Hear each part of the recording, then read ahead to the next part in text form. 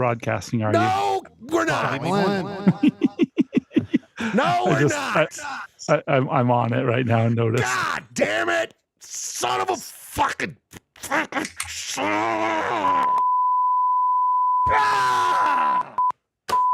We had such good stuff. KTRD, home of the Polyester Blend Network, is now on the air. Welcome to another broadcast day. Someone needs to zap me with electricity to remind me to hit the thing.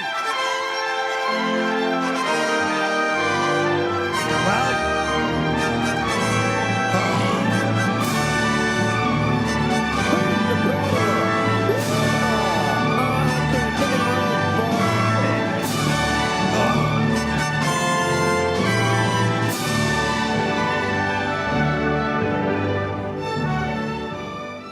Polyester Blend Live streams Mondays at 8 o'clock over the internet from the Schletty in Salt Lake City, Utah.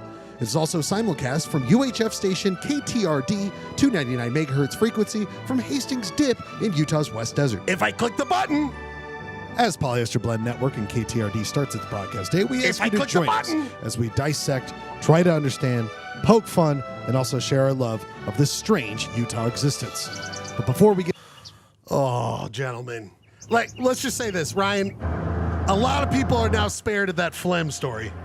You know what I mean, Ryan? That is true. Nobody wants to hear about the. We've got a complete redo. The boys are talking phlegm again. We're talking the spittoon phlegm spittoons, knees, walking hand and knees in fucking disgusting water.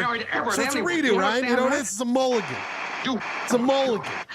And sometimes you need a mulligan when it comes to live broadcast, because I got everything going, Ryan. Click one button, I think I got it going on. It's like a new yip, Ryan. It's got a new yip where I forget to click this fucking button. Oh, we all need to start the show with going, Ryan, did you click the button? And I'll go, maybe. For those who need a review, we are back on a Monday night. Monday night, here's our normal broadcast. It feels so right to be back on a Monday. But sometimes you gotta work out the kinks on a Monday. Sometimes you gotta work the kinks out on a Monday. Sometimes that involves actually clicking the live button so you can have one of the greatest shows of all time. Polyester Blend!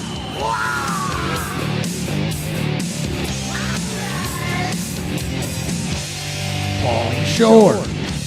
Oh, mercy, Ryan. Mercy me. My name is Ryan Schlegel, broadcasting from the Rose Park, the Slutty-owned Rose Park. Coming from having to watch Ryan fail at going live, capital of Southern California. My good friend Ryan Bradford, you're still with us because you already were with Still us. here. We were here. Yeah, you've done everything. We're doing the crowd work here. We're doing the front-facing crowd work. We've all been through this. This is deja vu for us. Right. This is Ryan. It's definitely deja vu. But what's not deja vu for anyone but Ryan and I is the fact we're joined from the deja vu capital of the avenues in Salt Lake City. Our good man, correspondent Danny Woodhead. Are you with us? Hey. Yep, I'm here. Anything you wanted to say the first time that you regretted? Like, oh shit, I would have said that, but I fucked up. Or do you feel? Oh, I don't know.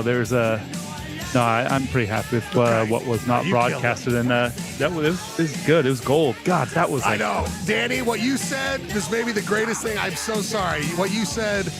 It would change lives. It would have changed lives. And it can't be recreated. Cannot be ever recreated, and that's what's so disgusting. Will this be a good sign? If I get this basketball shot in, gentlemen, not only will we have a great actual show, but there will be peace in the world coming up for eternity, and we will always hit the live button if I get this shot in. Yeah! Oh, hell yeah. What is that? Is that 5 weeks in a row? I think so. I'm on Incredible. a heater. I am on a heater. That's why we needed to restart the show, Ryan. Because I didn't get the shot in to begin with. That's why I must need to. Ryan Schlegel, Ryan Bradford, Danny Woodhead. We are going to be joined in a minute by Clayton Scribner, the rest of the Husky gang.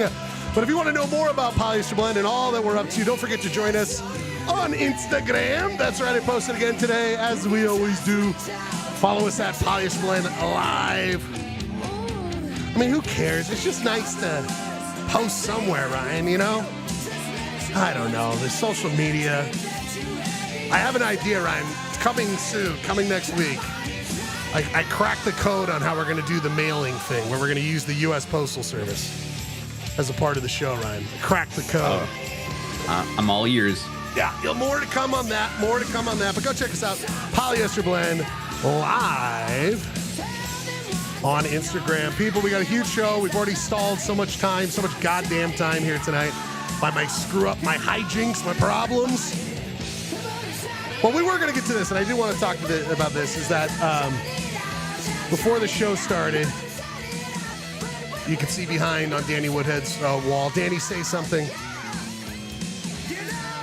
Oh, Yeah, on the wall there, yeah, it was some tough news. The Army about of Darkness. an hour ago. Yeah, is that we were just about to say it. I'm glad it was stopped because I did really want to get into this. Bruce Campbell announces that he has treatable but not curable cancer diagnosis. And we were talking about it, like just the phrasing of treatable, not curable.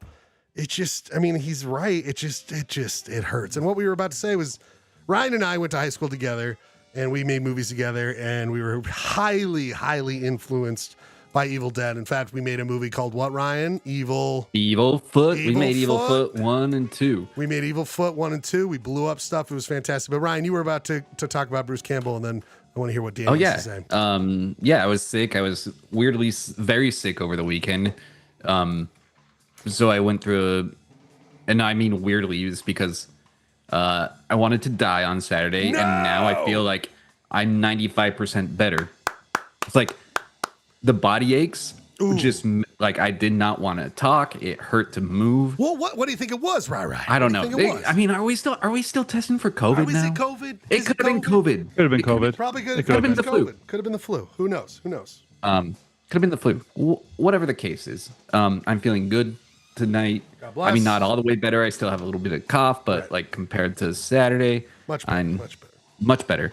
But as you do when you're sick, you watch a lot of movies, and Evil Dead is always one of my sick movies. So I watched that, and I was telling Schlegel, I have this book. I mean, we all read If Chins Could Kill, yes, the first Bruce Campbell book about, you know, his early career. I bought this when it came out. I haven't read it, but it prompted me to like pick this up and kind of flip through it. And then today, Schlegel forwarded me that post about cancer, and it felt like a depressing coincidence. Yep. And kind of like a the fact that it was all connected. Danny, I mean, I bet you were the same way watching Evil Dead and all those growing up. That poster is actually signed by Bruce Campbell. That's why it's hanging in my up. It also says "Stay Groovy." He's the best. Back, I mean, God, probably my younger 20s, he was doing his book tour for If Chins Could Kill. We were there, and he came. Ryan, did you go? Yeah, Ryan and I were at that. That's at on Sam Weller's, right? Sam. Yeah. It was on Sam Main Weller's Street. back when it was on Main Street. Yep.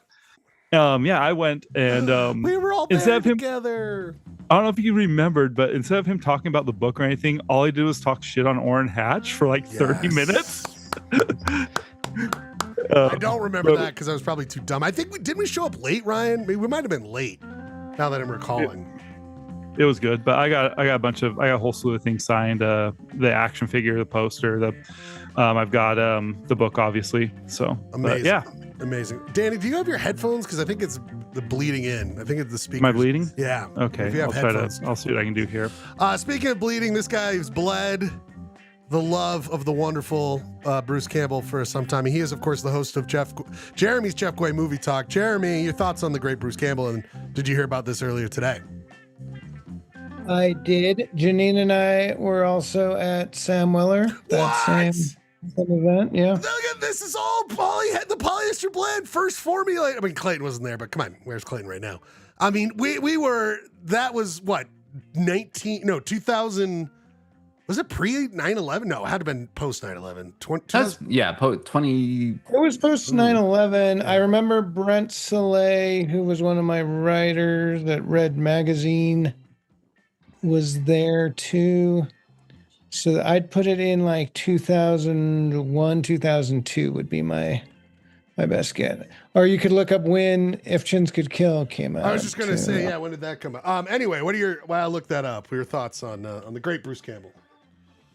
Yeah, I mean, at that event, I remember he was extremely gracious, and I remember it was kind of packed because didn't they have people in both like the kind of upper, yes, areas and lower, and then I think he kind of sat there and signed shit for everyone who came through.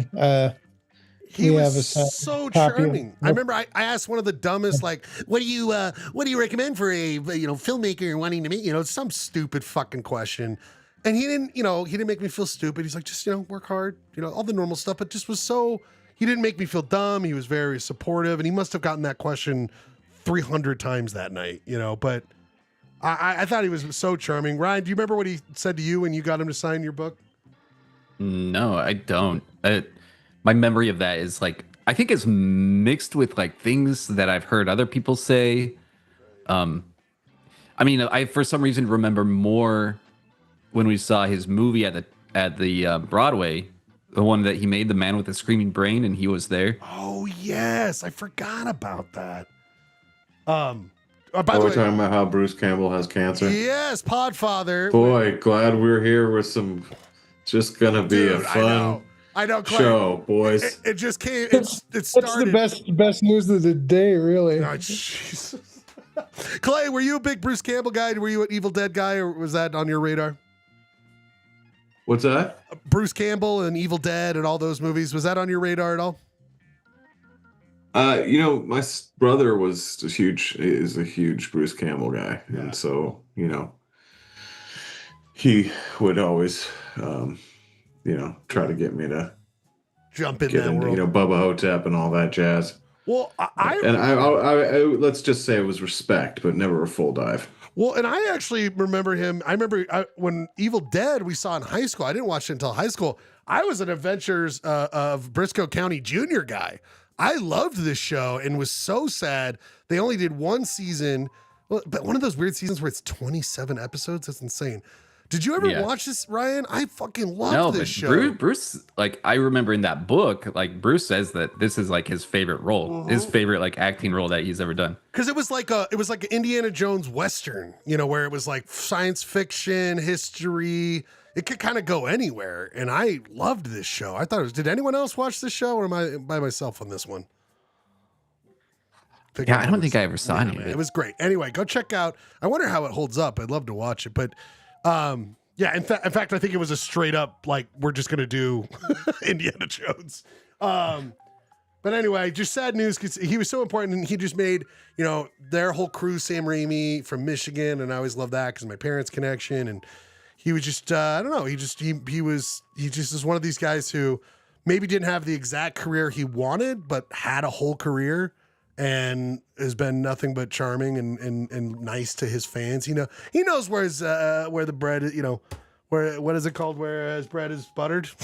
His bread and butter. His bread and butter. And these dorks. I mean, we're all such dorks, and that's why I say the thing I said to him. Like, how many dumb questions has he had to answer over the years? And it's just like, come on, man. And do you remember, Ryan? One last story about Bruce. Remember that kid we went to high school, Nick something? God damn it. He was a couple years older than us. Oh, Nick Miller. Yeah, remember that story he told about Bruce? Where he got in a car accident and the guy who got in a car accident was Bruce Campbell. And Bruce Campbell looked at him and was like, I got more money than you. Just go ahead. Just go ahead and just go. Like, I'll take care of this on my own. Just don't worry about it. Wow. No, I don't. I do not remember that. Kind of was like, just you take care of your shit. I'll take care of my stuff. And it was Nick's fault for sure. Yeah. Just one interesting thing about this, I did not know. So the intro is written by John Hodgman, which I saw who was Bruce Campbell's literary agent back in the late 90s, and he's the guy who sold or who wanted to have Bruce write the first book, and he talks about how difficult it was to sell Bruce's book to publishers, right?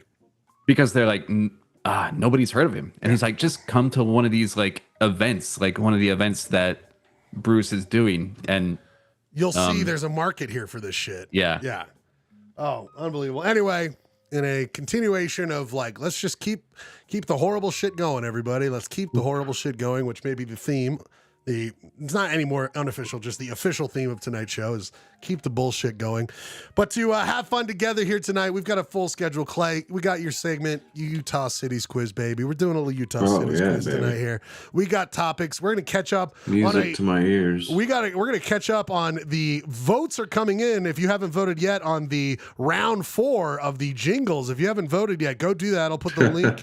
And we've got 13 responses. We're looking good so far, everybody. But if you want to join us on the Zoom, don't forget to go to the YouTube chat. I gotta set my auto cheat AI generated just to go in there. Voting machines. I didn't even know this was a possible thing, but if you want to do it, I don't know that it is. I just making it up as I go along. We'd love to see it. Anyway, you love to see it cheating. You love to see cheating. Well, it'd be just because I bet it would be like you do it in a way where it's like we have 4,000 responses and you beat everyone by like Baby Back Ribs wins much. By 9 million votes. Oh, and by the way, Clay, if you could show everyone your hat, this might be my favorite. Oh. What do we got? So this is for those who remember, Clay, explain Thistle Lake. I mean, that thing looks primo condition. Is it old or new? It's clean, man. So those who don't remember the 83, well, wasn't Thistle didn't that town get flooded before though, Clay, or was it because of 83? Yeah, I'm sure this is an area of the state that's very, very susceptible to flooding. But it was a town that there's been several disasters in this area. There was a mining disaster, but there was a flood. The 83 flood. Yeah, there was a mudslide and a flood in Thistle. Yeah, right off the 6.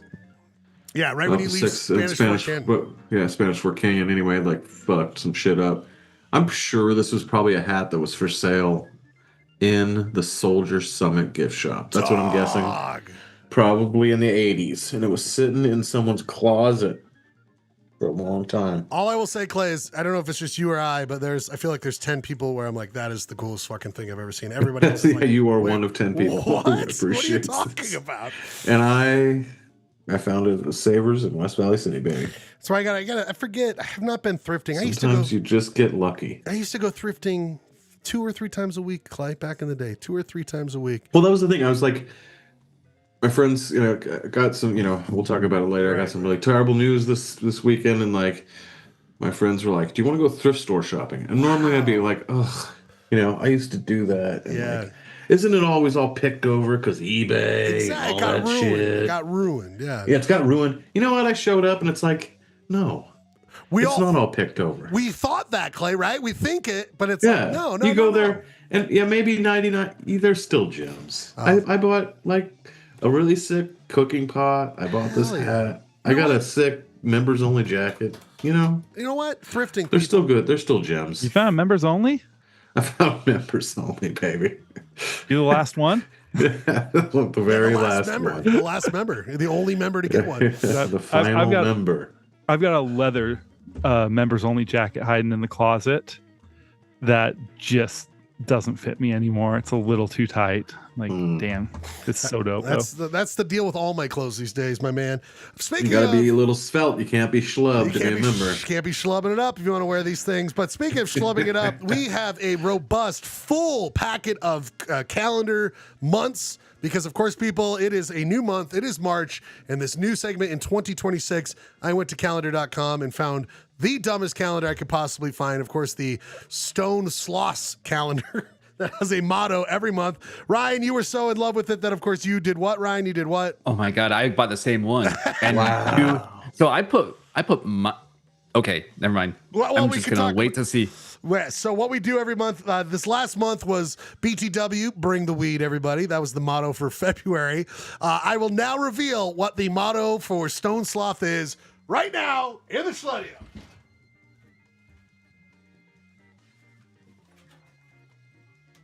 Oh, yeah. Oh, yeah, she's a good one. Oh, yeah. People, the new motto for March 2026, according to the wonderful Stone Sloth, is, of course, start your day on a high note. Very positive. It works in several levels, Ryan. That's what I like about it. Did you realize that, Ryan? It works on a couple different levels. Yeah. Yeah. At least 2. At least 2. I think just 2. Well, I count exactly 2. Yeah. Sorry, I got a little high before, and so I'm thinking I'm just like, whoa, I'm seeing so much. No, people, the new motto for March. Jeremy, you start out this way pretty much every day, right, Jeremy? Just start on a high note, my man. A little wake and bake, my boy. To get through these times. What else? What else is there? It's possible that the sloth, while smoking, is also whistling a high note, and that would bring it up to 3. Thank you. See, my friend, just give yourself. You guys think that it's so elementary, the Stone Sloth calendar, but it keeps showing. It reveals itself slowly, guys. It reveals itself slowly. Speaking of reveal itself slowly, I'd be remiss. You guys, this is the last chance. I'm going to reveal it tonight. Tonight. If no one gets it, we are, of course, continuing on with our hit game. People love it. The, of course, Anatomy Guy, or also known as Anatomy Guy. It is, of course, to talk about the Organ of the Week, guys. Organ of the Week. Organ of the Week. You guys have not gotten it. We have now opened up to 78, not just the primary organs, all 78. Clay, do you want to go first, Clay, on guessing what the Organ of the Week is? It's from last week. I will reveal it no matter what. If no one gets here tonight. I'm going to go with the pancreas. Ooh, pancreas, a great one. A lot going on there. Pancreas, we don't need to live. We just get insulin if we get rid of the pancreas. It really messes you up if you get the cancer of it, though. You don't want that. That'll get you good. It's like death sentence. We must find out right now, is it pancreas?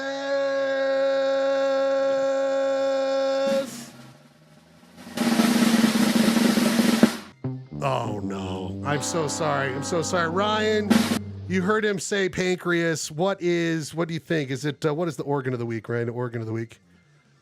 I'm going to say gallbladder. Gallbladder is what he says. Is it gallbladder?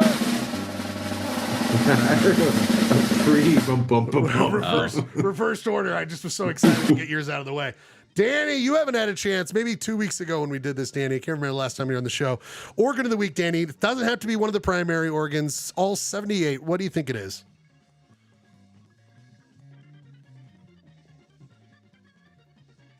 Danny has organ failure. That's why he won't be able to chime in right now. Jeremy, what organ do you think it is?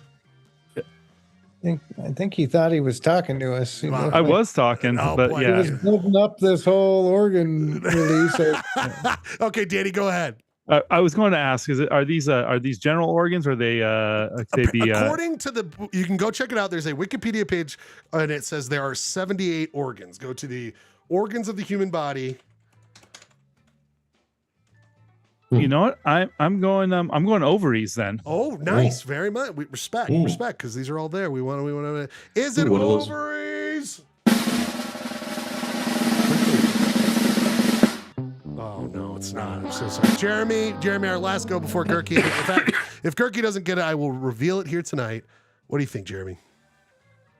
Well, I said building up to. The release, so I'm going to go with the anal canal.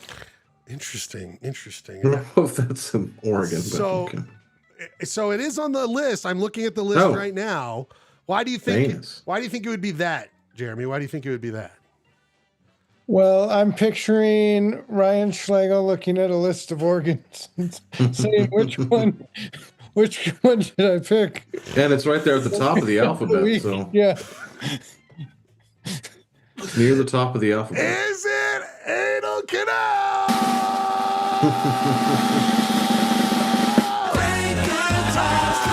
Oh my God! Shut the fuck up! Yeah. No way! Right, did you get notes before the show? Celebration to last throughout the year. So bring your good times, Jeremy, and your laughter too. You know me all so well. Wow. People have some heavy lifting if anyone else wants us to go to the show. You are on fire. You know where my brain will go. Celebrate good times. Organ of the week. We didn't even have to reveal it. Someone wins it here tonight. Way to go, Jeremy. Way to go. Good stuff here, people. Good stuff here. Take a look at that list because I'll make sure it's in the doc. And I'll So you just went down the list alphabetically and saw anal canal and stopped? No, you'll see that it's not alphabetically. It's not, okay. but it's just.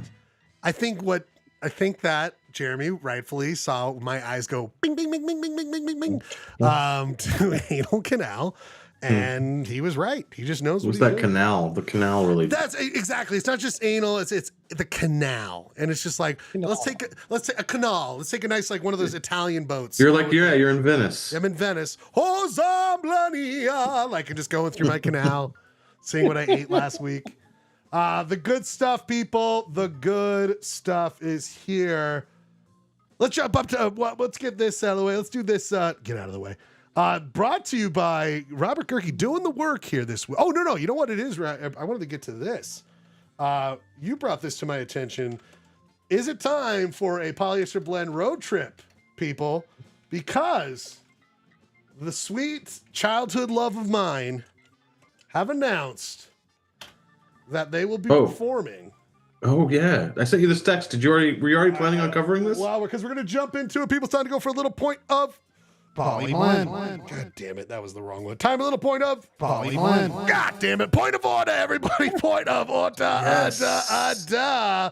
Is it time for an polyester? Tell me I broke this news, or did you already know? No, I did not know this. Ryan nice. Bradford. Finally, I broke some news. He broke some news. St. George Aquabats to perform headliner. What a perfect headliner for St. George too. It fits. It's halfway between Salt Lake and San Diego for you boys. That's right. Dude, Right. I'm gonna be gone. Yeah, I'll be in New York. Ryan, it'd be so weird. Your 40-year-old ass is hanging out in an Aquabat show. These guys are 50. I mean, they're like. I know, but their core audience isn't.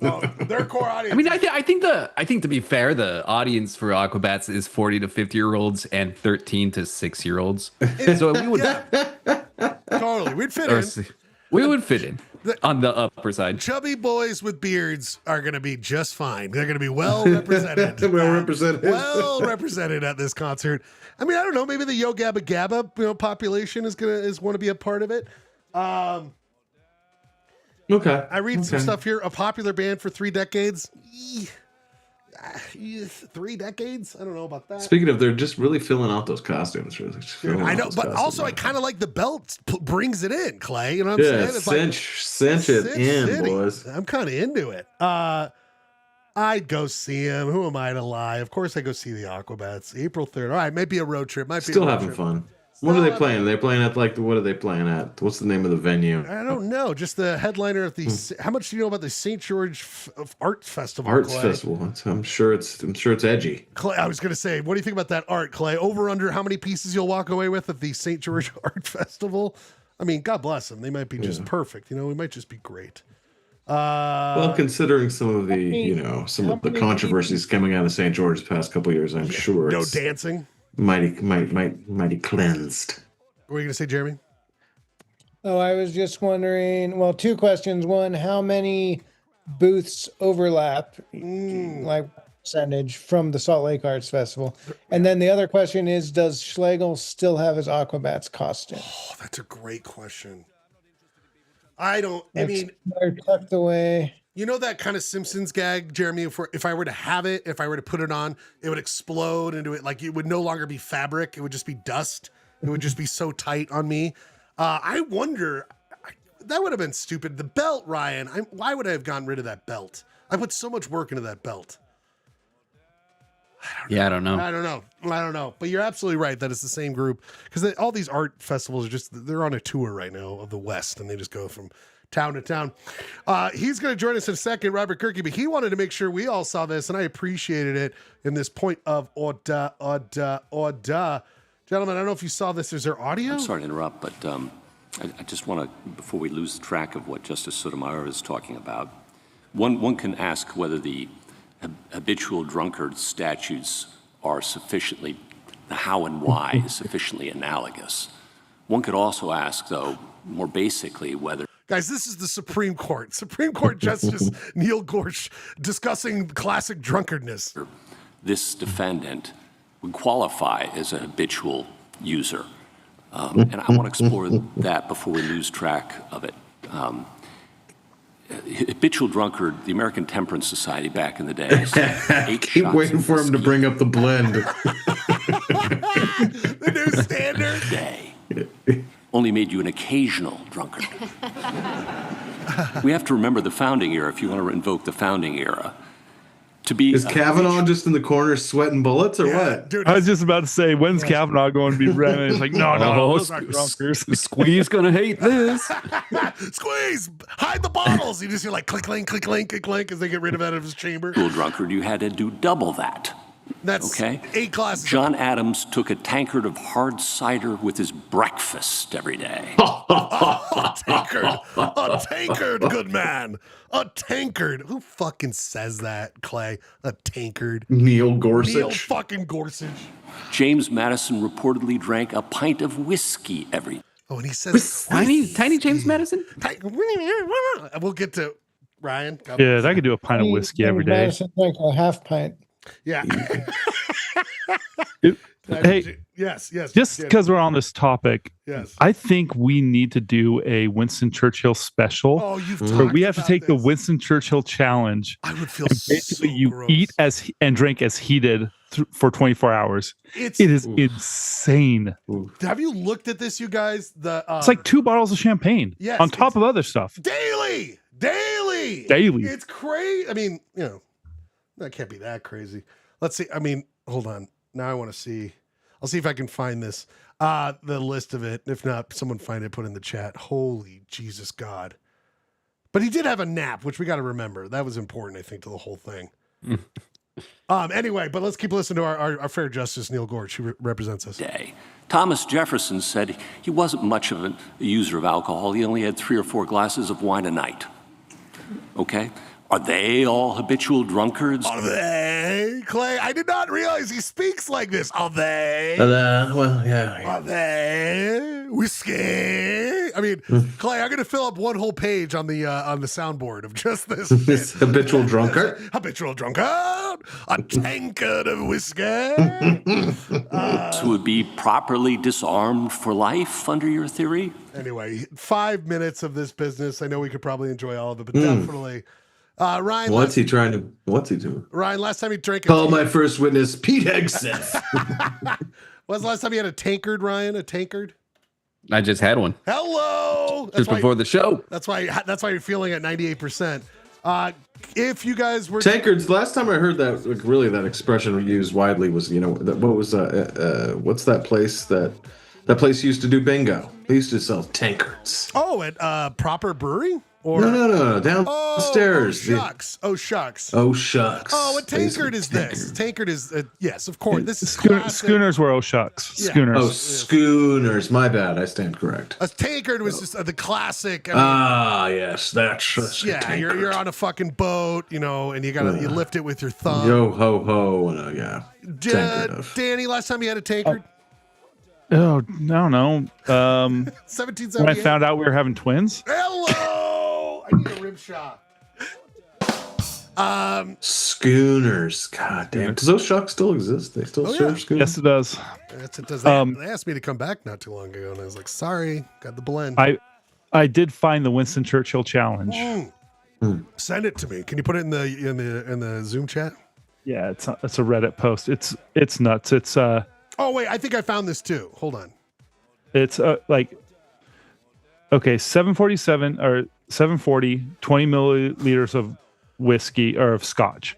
And this is in the morning. 8:35, another 20 of scotch. 9:20, another 20 of scotch. 10:10, another 20 of scotch. Then 120, 150 milliliters of champagne. 150, another 150 milliliters of champagne. 210, another 150 milliliters of champagne, another one at 225, another one. Oh, actually, go to sherry, 50 milliliters of sherry at 330. Oof. Then you go back to champagne at 820, 840, 910, 935, and then you go back to sherry at 10:30 and then 11:20. Okay, a couple things. I mean, God bless you, Danny, for finding this. First of all, That's it. This is right what there. he told people he was drinking. You know what I mean? Like, you're telling me that he had an alarm clock for each one. Like, you know what I'm saying, Clay? Like, I don't know. I think he might have. Yeah. I think he might have fudged these numbers. This might be on. Does someone just on a follow light him day. around? Right. It's like, come on, man. Now, Clay, I love a good scotch. I love a good champagne. That sherry might throw off the entire balance of the situation. Yeah, that sounds sweet and annoying. Ryan, sherry drinker? Ever had sherry? Never had any sherry. What was that, Jeremy? There are dry sorry. sherry. I was wrong. That's not sherry. That's not sherry. That's cognac. Oh, well, that makes more sense. Cognac. Ryan, what do you think about this? I mean, let's say you could pick what drinks you have. Could you do it? You know what I mean? Like, you don't have to do exactly what he did, but I mean, we could do at least one of these days. You know, I would just clear the docket for 2 weeks afterwards, but. I mean, we could do a bros trip so we're not by our significant others during this time. Aquabats. This is what we do during the Aquabats. The Aquabats night. What are you doing?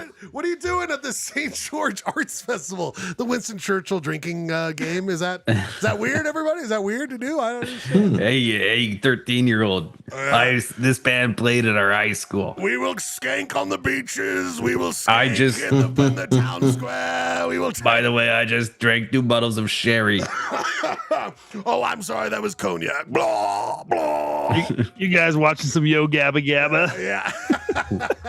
Not now. Not never.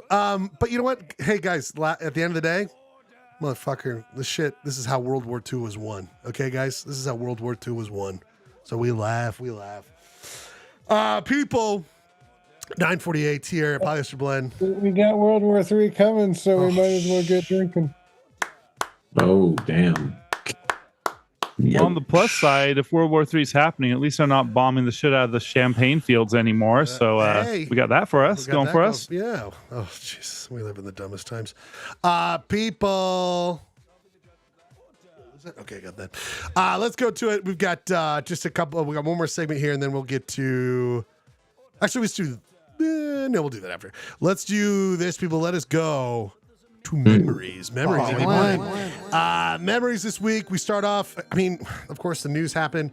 I can't remember if I asked this last time when name the invasion. We've already attacked Iran once. We've of course toppled Venezuela's government. Now we're back at it, working with Israel, who's just seemed like the greatest partners right now, Clay. Seeming like they're not going to hide a bunch of atrocities underneath the banner. Like, U.S. said we could. Clay, what was your first war memory? What was the first war you remember? Do you have a memory? Probably. I mean, it depends on what your definition of close war. to it. Yeah, close to it or conflict. I would say when Reagan ordered the invasion of Grenada was probably my first. What was Grenada? Was that memory of a war? It was one of our first Central American,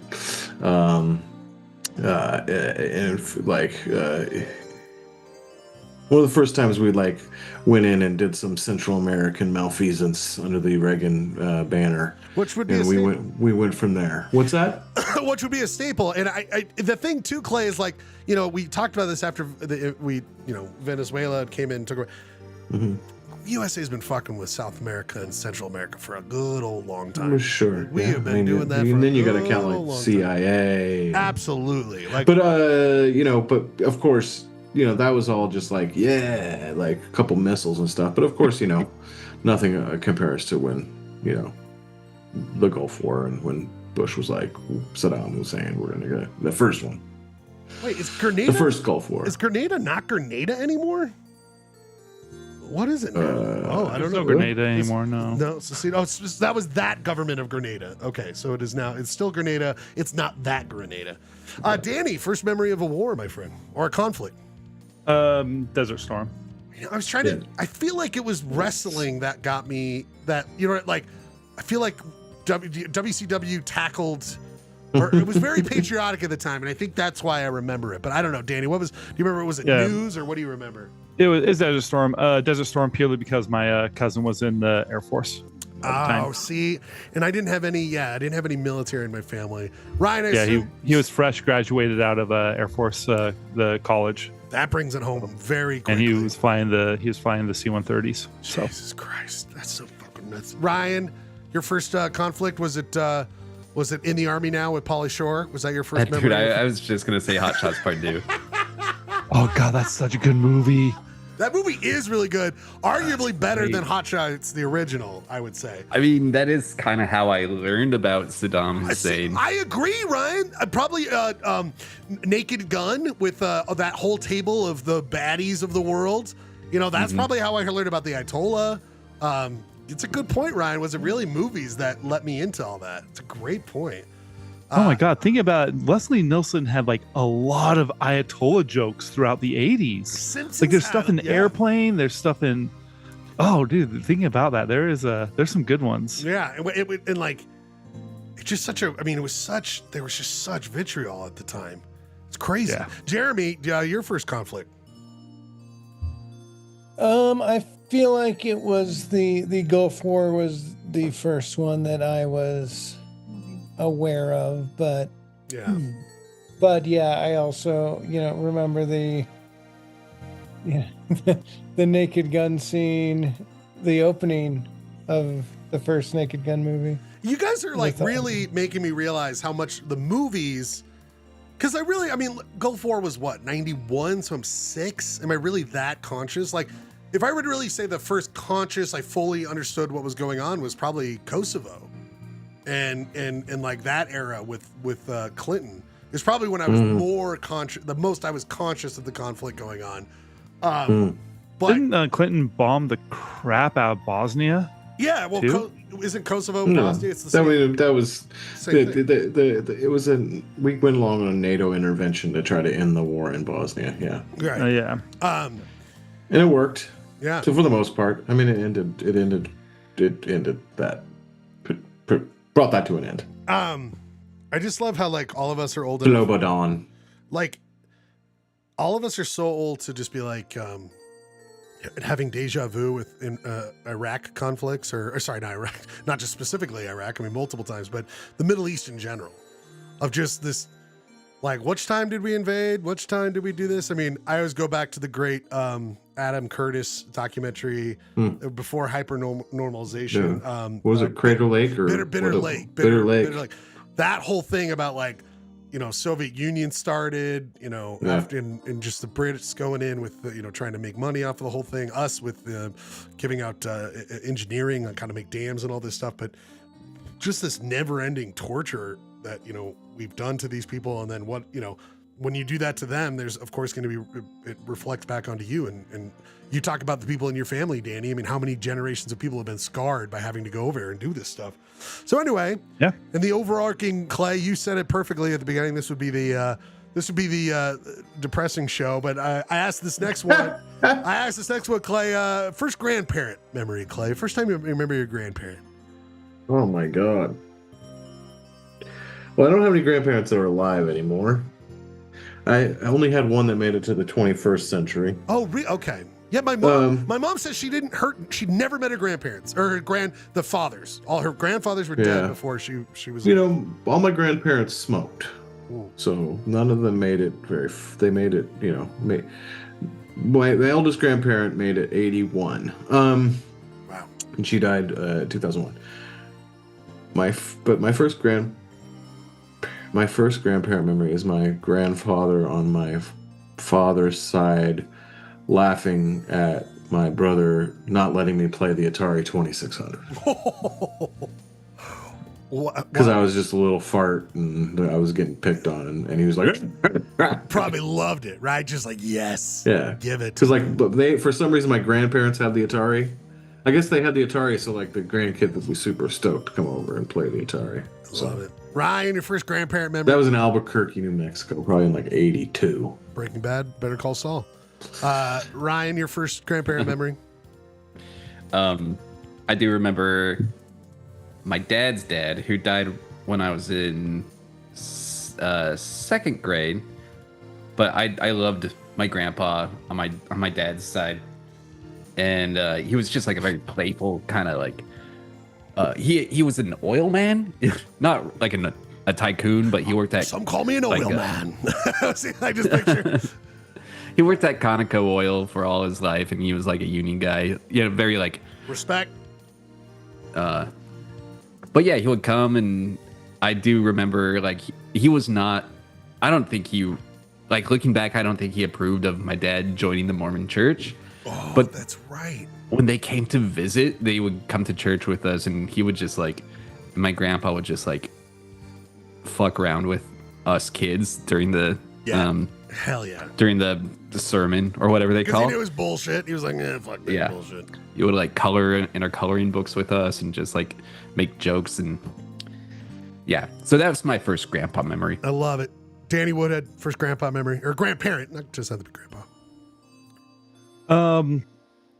Mom's dad passed away when I was 3, and I think that's probably why I have like I have some vague early memories of him. So it'd have to be that. Yeah, like some little ones, some shadows, because you don't remember much when you're 3. I know, but it's just like picture images is like if I were to really be true, just like quick flashes, right? Yeah, little things. I remember like the old house, like him walking up and like little things like that. But so I think it's because he passed away when I was so young, and he was the only one that passed away when I was very young. I think those memories got instilled. Yeah, that's interesting. Jeremy, first grandparent memory. We'd always visit my grandparents in Indiana. My grandparents are from Indiana, Jeremy, South Bend. Okay, mine were in Gary and Hammond, Indiana. And my grandparents met at the Schlegels met at Gary or South Bend, Indiana, South Bend High School. I think that's kind of a more charming town to go to than Gary, but right, whatever works. But it doesn't have a song that's really catchy. That's named. Well, South Bend is just basically a suburb of Chicago at this point. It wasn't when they were growing up. I mean, Gary is a suburb of Chicago. South Bend is Notre Dame, baby. Yeah, that's correct. It's Notre Dame, absolutely. Yep. But yeah, I remember my grandpa on my mom's side, who my only memory of him is like lying on a couch looking very like decrepit and emaciated and like smoking a cigarette. Yeah. And then I remember my grandparents on my dad's side's house, because it had kind of this weird, like, the layout of the house was really weird, but it had this staircase that went up to the room where we'd sleep. And for some reason, there was like a giant Bonanza poster up there. Wow. Bonanza? That's amazing. Yeah, Bonanza. And yeah, just visiting and, all that fun stuff. I was going to say my grandpa, my first memory is my grandpa, Walter Schlegel is my dad's dad, Captain Robert M. Harris. He was a captain in the sea, out on the Great Lakes, and he would inspect boats and was captain, all this stuff. He was my mom's dad. I remember he was a big Great Lakes guy, Marquette, Michigan, all that. He came out to Utah when he was so mad his daughter moved to Utah, and he was just like, he looked at the mountains and he was like, these goddamn mountains. Like to hate geography, it's just incredible. Who hit the mountains? The goddamn mountains. And he used to call me Ryan Scott Schlegel, get over here. But it turns out the first grandparent I actually met, I was asking my mom this, was my Grandma Ruth. Grandma Ruth, my dad's mom. Who I bring up just because in what's going, I can't believe it, Clay, but the themes are here. She died on Saturday. My grandma, my last remaining grandma. I found these the other day. I couldn't believe it. Her wedding photos. She's absolutely gorgeous. And these photos are gorgeous. She's holding her Bible. I mean, this white. I was gonna say, is that a Game Boy? Oh, it's a Bible. It turns out it's not a Game Boy. It wasn't invented for another 50 years. But these photos are like Queen Elizabeth's level. Like, just these. Look at this with like her fucking dress. Wow. Again, damn. Indiana, Jeremy. But Sears. Just that is quite a dress, right? And it's just really amazing. Tune in for a comedy podcast. Get an obituary. Well, it's gonna keep going from here, gentlemen. This one, This was there's Walter. That's my grandpa, and then that's them on their wedding day. I see the head shape. There's a Schlegel. There's a head Schlegel shape. thickness for sure, right there. Anyway, I bring it up because that's it for my grandparents, Clay. That is it for them, and it's and you're the end of the bloodline, correct? That's right. The Schlegels are done with me. Now there's other weirdo blood Schlegels out there probably, but this chain of it. Probably. I mean, God knows. Well, no, but your grandparents had no other children. Yeah, there's right? no other male Schlegel. Yeah, and then there's my cousin. Yeah, I mean, but that was on my mom. Anyway, the Schlegels are done. Well, yeah. The Schlegels. It's probably for the best. At this point it is. Anyway, grandparents go, which she was 99. My aunt, who's her last living child, was there with her when she passed. So, at the end of the day, if you're going to go out, it seemed painless and at least calm.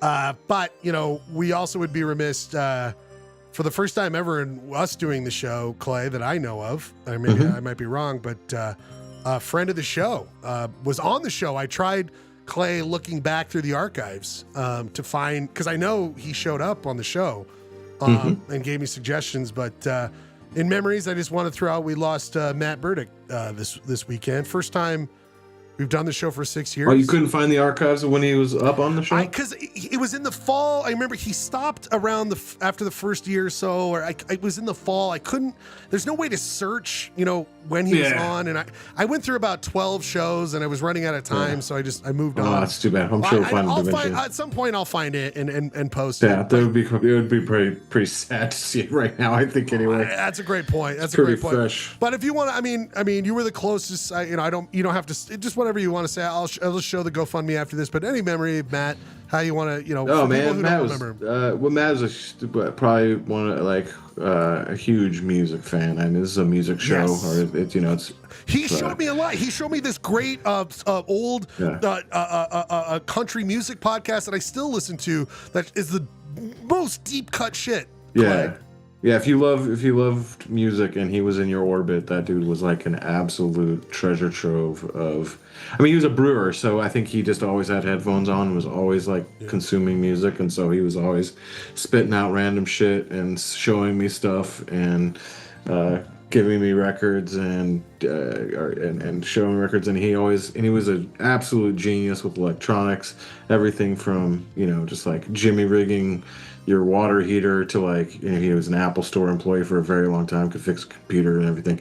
But he built his own stereo systems and built his own hi-fi and just was a connoisseur of music and audio and all that stuff. So anyway, he was also fucking hilarious, original humor, great river companion, great cook, pretty much an expert at anything he wanted to be an expert at. Yeah. And I'm going to miss the guy, man. He was a staple. When we started hanging out a lot, he was a staple, and absolutely, always a goof and always full on. He would come to bingo sometimes, and he'd give you shit, but he was also so warm. It's just like you said. It's just like I was trying to say the other day on that thread, Clay, where it's just like you don't get a lot of these in your life, and you just cherish the ones that you could be around. And I did. Gerke, did you spend much time with Matt, or do you have any time with him at all? I don't think I ever met the guy, but I'm not real happy about having an in memoriam on Polyblend, and hopefully we don't have to do it again. I don't want to either, but I feel it would be remiss that Yeah, I totally support but it's way too young. Anyway, if you guys didn't know him, great guy. They have a GoFundMe to go help out the family. How much all this shit costs and. I was able to attend a wake today at Fisher. They did it. Wow, it's so wow. Just a quick. I don't think it was even an official wake. It was just like a quick text thread, and it was just kind of wild to see. I mean, Matt was not the most social person. I mean, he kind of touched a lot of circles, and kind of wild to see that kind of SLC connection Yeah, he just had a lot of SLC, a lot of S at the web, the SLC web. He touched a lot of folks, including the River Network. Like he was a River guy, so that. I would say my two favorite mat trips I ever did was during the pandemic. I did the Selway in Montana, Idaho with him, which was the wildest river I ever did. Nearly died. I nearly died on that trip. It was absolutely insane. And he was just a great companion on that trip and helped me through I was terrified after nearly losing my life. And he was great and very motivating because I was freaked to get back in the water, because after this massive rapid, there was more. And so I was pretty freaked out. And then we, in 2018, right when I was going through my divorce, him and I went and did 3 nights. We saw Ween at Red Rock. Oh, wow. In Colorado. And that was one of the most fun weekends of my life with him. And he was a huge Ween fan, knew every single song, could just rally every single record back to front. And so going there and seeing all of those, going to every single one of those concerts and experiencing that with him was just absolutely rad. So anyway. When I think of him, Clay, I think of you, because I know how close you guys were, and I know he was close to a lot of people. And the last memory I had with him is we went into the West Desert and just with a bunch of people, and all of a sudden I hear Schlegel. And just where we had randomly decided to camp, he's across the way, just right across the next campground over. And you bring up that the electrician, he could do anything. He brings us into a Sprinter van that's just decked out, and he's like, "Here's my." It was probably like it was his Astro van. Yes, though? Is it whatever van? Yeah, he didn't have the Sprinter. He would have like an Astro van that he had it wasn't like real expensive. It was like the budget version that he had decked out. And he opens up this fridge that has a kegerator in it, and I'm like, "You have cold beer in in the West Desert?" Yes. Like, he was like, "Yeah, dude. What are we doing here?" His brewing skills were legendary. And he was always the greatest. And anyway, but we could go on forever. And it would be, for all of us, had enough connection. And anytime you can talk about someone who was great. And also to point out the GoFundMe, I'll put a link in the YouTube if you knew him, if you have the ability to. His family, great. I remember at Clayton's cabin, he was helping Clayton rig. It was like the part wasn't right, so then he was helping Clayton jerry rig the almost right part that Janine and I had picked up. But figuring out a way to make it work so that, was it your water heater? I don't even remember. Yeah, the water heater. Yeah, that was. I mean, I wrote a little thing about him on that GoFundMe. I wrote the prompt to donate to it. If you read it, that was yours. All about. Yeah, it was all about how his ability to fix things, and that was his vibe. Like, oh, dude, you got a problem? Stand aside. I'll take care of it. Oh, you don't have hot water? Stand aside. All I need is a paper clip. Right, yeah, I got you. Yeah, so. And you bring up the music, Ryan. What's their new name? The Viet Cong, the new name for that band. Preoccupations. He was the guy who was like, dude, check this out, and it was like, oh shit, yeah, this is the good stuff. Anyway, Polyester Blend. We hate doing it, like Erky said, but it would. Thanks for that. It would be ridiculous if we didn't do this, especially a great dude. We're going to do our music break. We're going to do this. It is going to be. I thought about this, gentlemen. Ryan, I think I brought this up before when we had the first war in Iraq. I was driving to school and I put on Black Sabbath's War Pigs, Ryan, as my silent protest as I went to school to protest the original, the 2003 invasion of Iraq. But for this war against Iran, I looked through and I found this cover of War Pigs by T-Pain, Ryan. Oh, damn. So T-Pain does a War Pigs. I'm excited for this. So we're going to play about 3 minutes of this. We come back. We figure out where we're at with the commercial jingles. Next week, people, will be the final. Commercial jingles. I've got some interesting news to give about that and the next draft we're going to do, Ryan. So many other fun things. And then we'll have, of course, Utah City's quiz and topics. Danny, you having a good time, buddy? I'm so glad you're here. Dude, I am so happy to be here. When we come back, we'll do a quick sports roundup because I want to do the hockey thing, okay? Yeah, you need to hear this. This is good. Super glad to be doing another draft because I don't think I have anything booked in 2032. Dude, so. So every time, Gerke, when I look at the draft and think it out, I hear you go, until next year, until fucking next time. And like, so it is duly noted, Gerk. It is duly noted your feelings on the next 5 years it'll take to do 2 drafts, okay? I'm just worried that I'm going to be the in memoriam before we get there. So next, guys, at the end. Hey, so rate of play. By the way, Gerke, at the end of the night in Limp Bizkit, let's get your in memoriam out of the way so we have it dialed in and I don't have to worry about it, okay? We'll just record it and you can even say a couple words. It'll be perfect.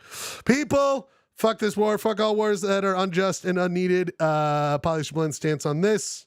Pauly Shore. We were going to listen to T-Pain do a cover of War Pigs to protest this. 3 minutes, people. We'll be back. T-Pain, War Pigs.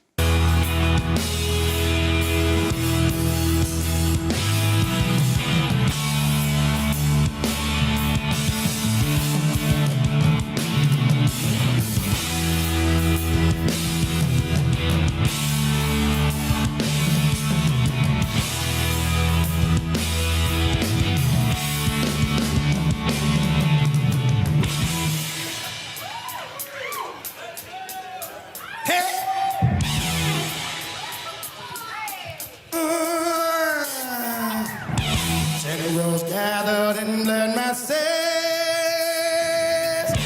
just like witches said, black masters. Evil minds that plot destruction, sorcerer of death construction. In the fields of bodies burning,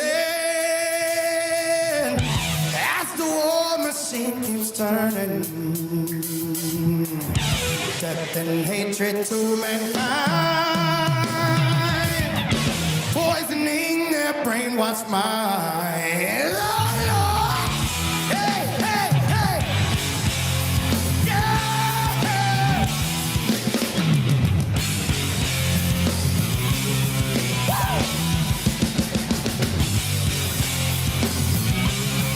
Yeah.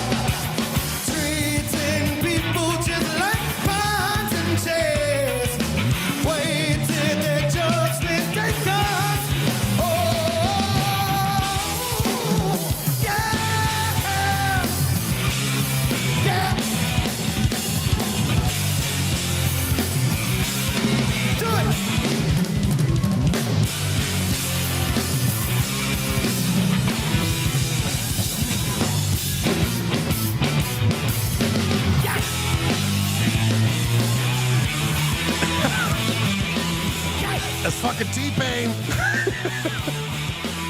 Doing War Pigs. Poly Blend. What I love about it, it's like a total club vibe. We probably already got dinged, but let's see if I'll just show you what it looks like. It's just like hanging out, some club, listen to some Anti. Hey, he can sing. He's got the pipes. He's great. T-Pain's he was the guy. Yeah, T-Pain's great. We love our T-Pain. T-Pain. There he is. Just hanging out at the club. Playing War Pigs. People. Oh. It is Monday night, 10:16. Polyester Blend is in full fledged. We're going to get to a couple of fun things here. Producer Rob's here with us. We're going to do Archosaur Archives here tonight. It's been a minute. Been a while. But first, people, let's get to it. It is time for a little bit of KTRD Sports Panel. Poly Blend. The following is a presentation of KTRD Sports. That is right, everybody. That is right. We're here on a Monday night. We've got some sports going over. Our good friend, Danny Woodhead, had some sports-related content he wanted to get to. And you got to be careful. You got to be easy on me here, Danny, because last night, yesterday in the day, 2 o'clock, the Utah Mammoth played maybe the worst game I've ever seen them play live against the Chicago Blackhawks. So go easy on me, Danny, but you said you have a story, Danny. You have a story, a hockey-related story. Please go for it. It's hot. So this all comes out of the Twitterverse, or sorry, the TikTokverse. Okay. Have you heard of Pavy the goalkeeper? Pavy? Pavy, Pavvy. Don't look her up. Okay, Don't look her up. I do not know. It does not ring a bell. Does not ring a bell. So, she rolled on my For You page like 3 weeks ago, and super small, and she was talking about an email she got from Bauer, and she was like almost in tears talking about this email. And then I go onto her page and look at her. She has like maybe 1,500 followers, like micro influencer at best. And she's someone that moved from like the the Midwest down to Texas, and she was trying to find her hockey community. She's a rec league goalkeeper, and her whole page was just basically posting like green screen shots of the catalogs coming out and going, I'm stoked on this product because it looks so cool, and like I'm stoked on this, and look how cool this is, what's coming out next year. And she's a total gearhead. Love it. Like, and a Bauer super fan. Like, Bauer was her brand all the way around. Out of the blue, she gets a DM from Bauer itself. What? Saying, hey, we'd love to collaborate. Can I get your email? And so she's like through the fucking moon. Amazing. Like, so excited. Sends them their email. Sends her email. She wakes up the next morning to find a cease and desist letter from Bauer regarding one of her posts because she posted a catalog photo that wasn't released yet, I guess. Not like she hacked it. It was online. She's like, hey, I found this online. And like, worse. Okay, like, this is, you're talking like these are your super fans. They're the one that are going into a shop paying full price for gear. Yes. Hyping your brand up more than anything. So I see her video and it's like got 40,000 views where she's like showing the email and the cease and desist letter. What? And it's like, oh, this is messed up, man. Like, all you had to do is like, hey, we love you're a fan. Like, if Bauer approached us like, hey, we love you as a fan, but you kind of posted something we haven't released yet. If you can take it down, we'll send you a hat or something. Right. So she shows it. This video gets millions of views within like a couple of days.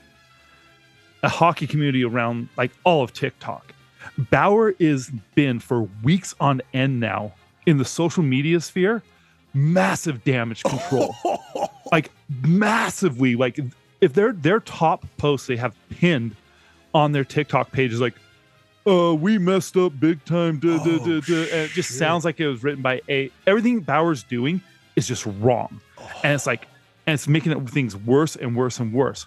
On top of that, this girl who's just like this little rec league player that loves hockey and like has grown her page because of that post and like the cease and desist, and out of nowhere just starts receiving full gear, goalkeeper gear from Warrior, CCM, like you name it, she's gotten it.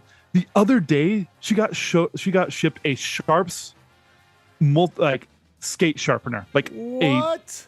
She has been sent tens of $1,000s worth of gear. Oh my god! She's even had like Bernard sent her a signed puck.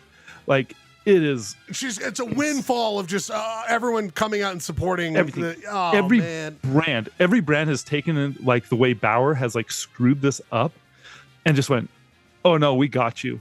And like she got a full goalkeeper's kit from Warrior a couple weeks ago. Badass. And an invite to go practice and warm up with the Scorpions, I think they are. It's the minor league team out somewhere in Texas. And so she like does that, and now all she's doing is like, instead of doing like these little reviews with like, oh, I found the new catalog, look at this, she's literally getting all the gear and like showing it off and reviewing it. What was the span of this difference? Like 2 weeks, you said, or so, like 3 weeks? 3 weeks. Jesus. Yeah. And Bauer to this still in TikTok, if you look up Bauer, it's just a hate fest. Come on. Like people, all the stuff there, people hate about Bauer is coming out. They're like, they don't give discounts to military people. They don't do this. They don't do this. Like, it's like, oh, dude, this is just, it's a pile such on it's dessert. I will say, one time I was so poor and I needed new hockey gear, and I was just quoting stuff I called Craig's goalie equipment, and this shows to me like the Canadian, like, this was a smaller brand. The guy was like, dude, just pay me what you can pay. Like, and this wasn't on social media. I just called the guy, cold call, and I was like, I heard it's this much. He's like, just give me what you can give me. And he was going to sell me goalie equipment's thousands of dollars. So, anyway, it is like the sets she's getting are like $3,000 to $5,000 setups, like everything, absolutely every pad. You hear that, Bauer? Polyester Blend's going to come after you. Okay. Danny's not going to fucking let this go. He's going to come after your ass. Okay. So I just got to rock this. I got to rock CCM, I guess, I know. It's just officially Bauer, the official non-brand of Polyester Blend goalie equipment. Okay, dude, it has just been such a downfall socially, and even like she made a post a couple weeks ago regarding the CEO of Bauer called her. Wow, to try to like call off your dogs. and she's like, he's a nice guy. He's like, we had a great conversation. It's all apologies, and like they're making every excuse in the world. Right. How they did it, but it was so poorly done. And on top of that, like, who gives a crap if a micro influencer has a photo of an unreleased product? Like, that's just like calm down now, these people. Well, I'll tell you what, I hadn't even heard this story, but in the time you were telling it, I now have a pile of all my Bauer hockey equipment burning in my front yard. I've doused it in kerosene. It's Gerke's elbow pads. The neighbors are coming around. They're wondering what's going on. By the way, Kirk, we do have live the CEO of Bauer. He does want to talk to you, so we'll let you guys deal with that off the air. By the way, do you want to respond to this? I was sent this anonymously, Danny. Not anyone here on this thread. From Stockley Park in the right and Timber. To be clear, this is not about Arsenal beating Chelsea 2-1. This is about the ball kid. When look at the ball kid in the background. Saliba celebratorily kicks the ball that he's got all nice in place. What the fuck, man? And to be clear, this is an Arsenal ball kid.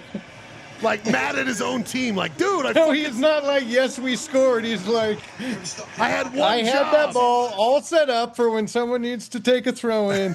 Because they have to chase that ball back down too. That's the thing. They need them back. Disappointing stuff. They don't have any other balls. That's it. Well, I mean, there are X amount, but they don't. Is Bauer providing? It's not like baseball where if the ball lands in the stands, you get to keep it. Why is soccer so weird? Why is soccer so weird about that?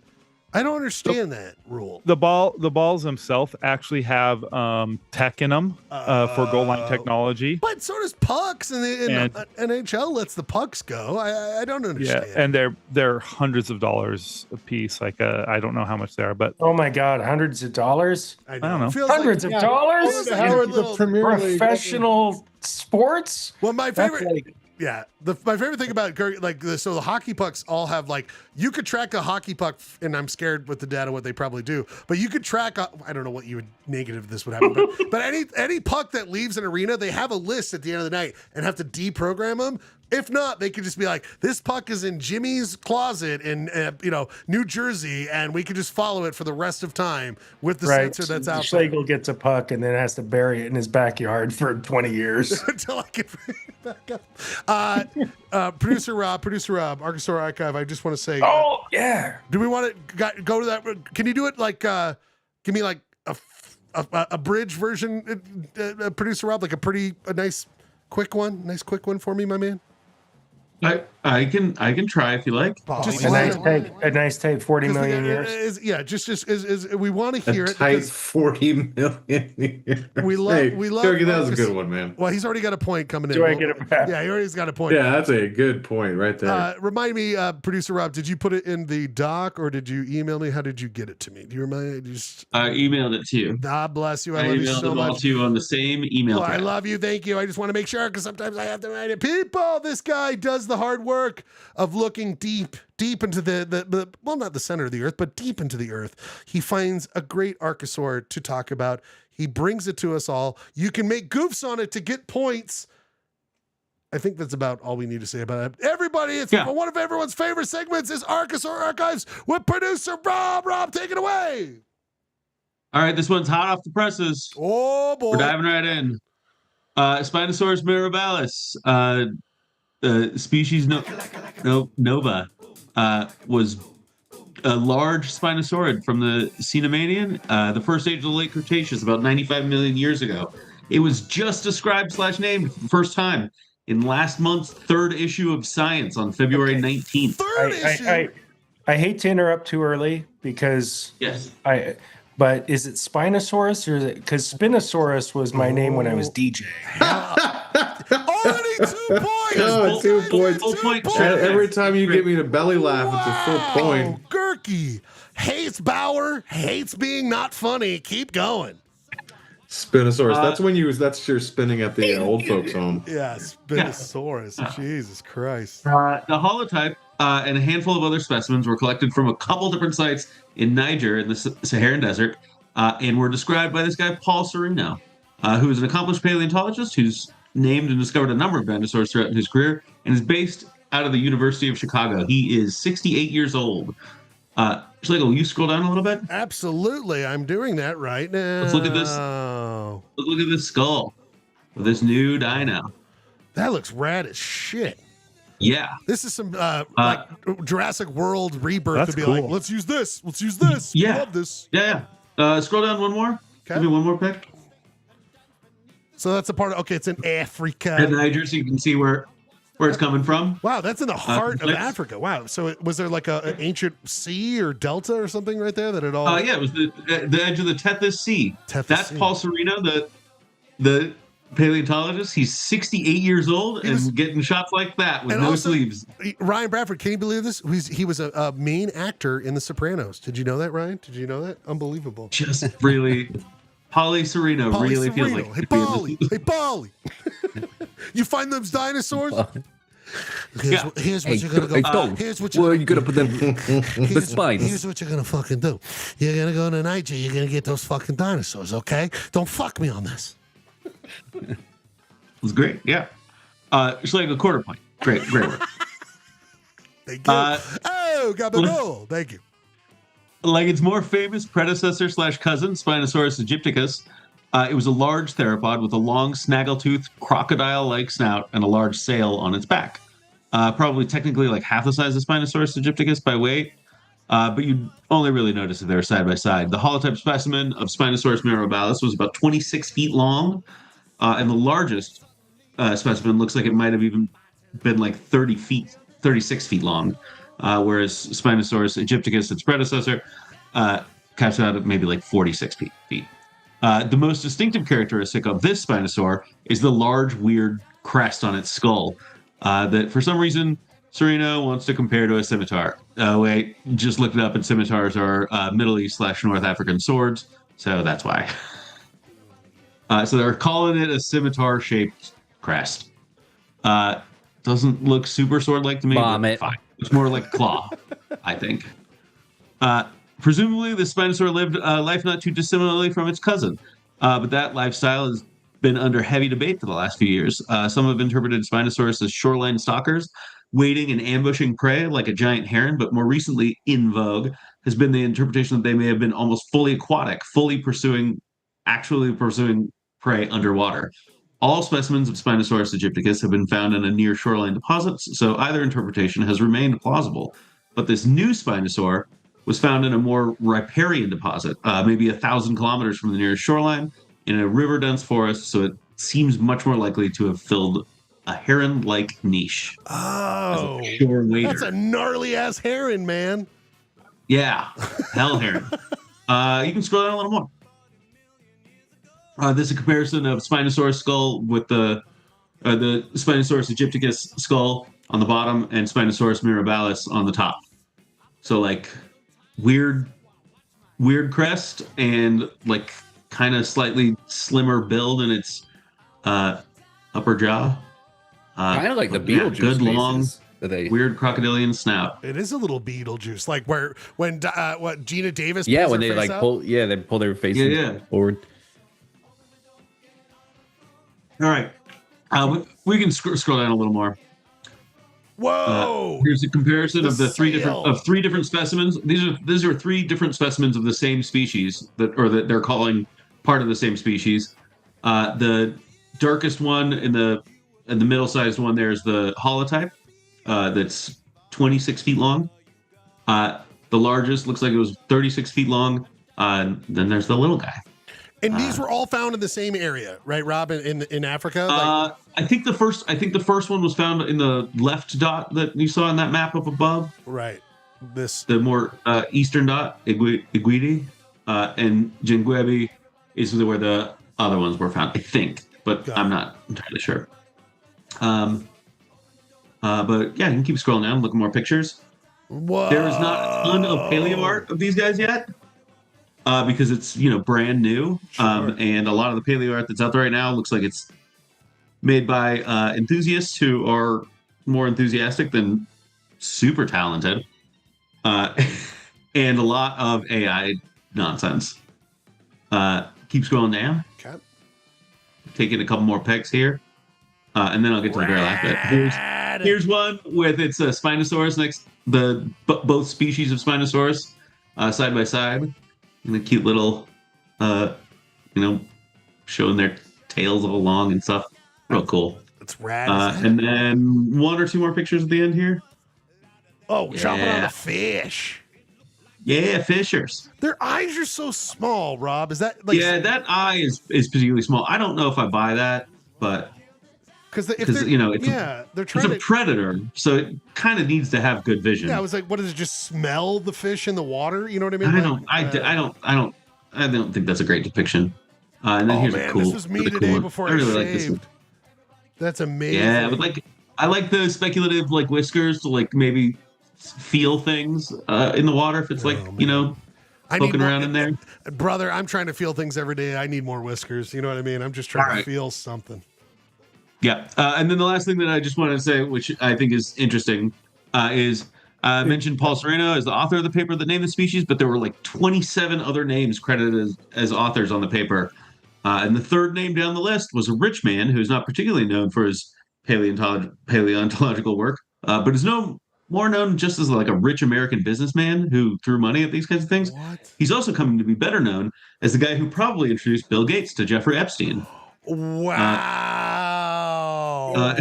Whose name they say appears over 1,000 times in the files. So Can we not everything's tainted now. How is even Archosaur Archives connected to the Epstein files? You know what I mean? Well, I mean, in 130 million years, when we dig up the files, it'll all be revealed. But until then, it's all speculation. It's all speculation. Yeah. Gurky, how many times did you show up at Epstein, Gurk? How many times did you search yourself? Spinosaurus mirabilis. I for one am shocked that the dinosaur with the dick on its head, sorry, Archosaur, was connected to Jeffrey Epstein. Right. I did not see that. He looks like a banana on his head. He's got a banana on his head. Wow. Now that you guys say this with the dirty shave, he does look more of the perv that we've seen out of our Archosaurs. Archosaurs. Yeah. And it's a very pervy looking. That guy's been on Epstein Island. Epstein, what's up, buddy? What do we got this week? Oh God, I'm gonna puke.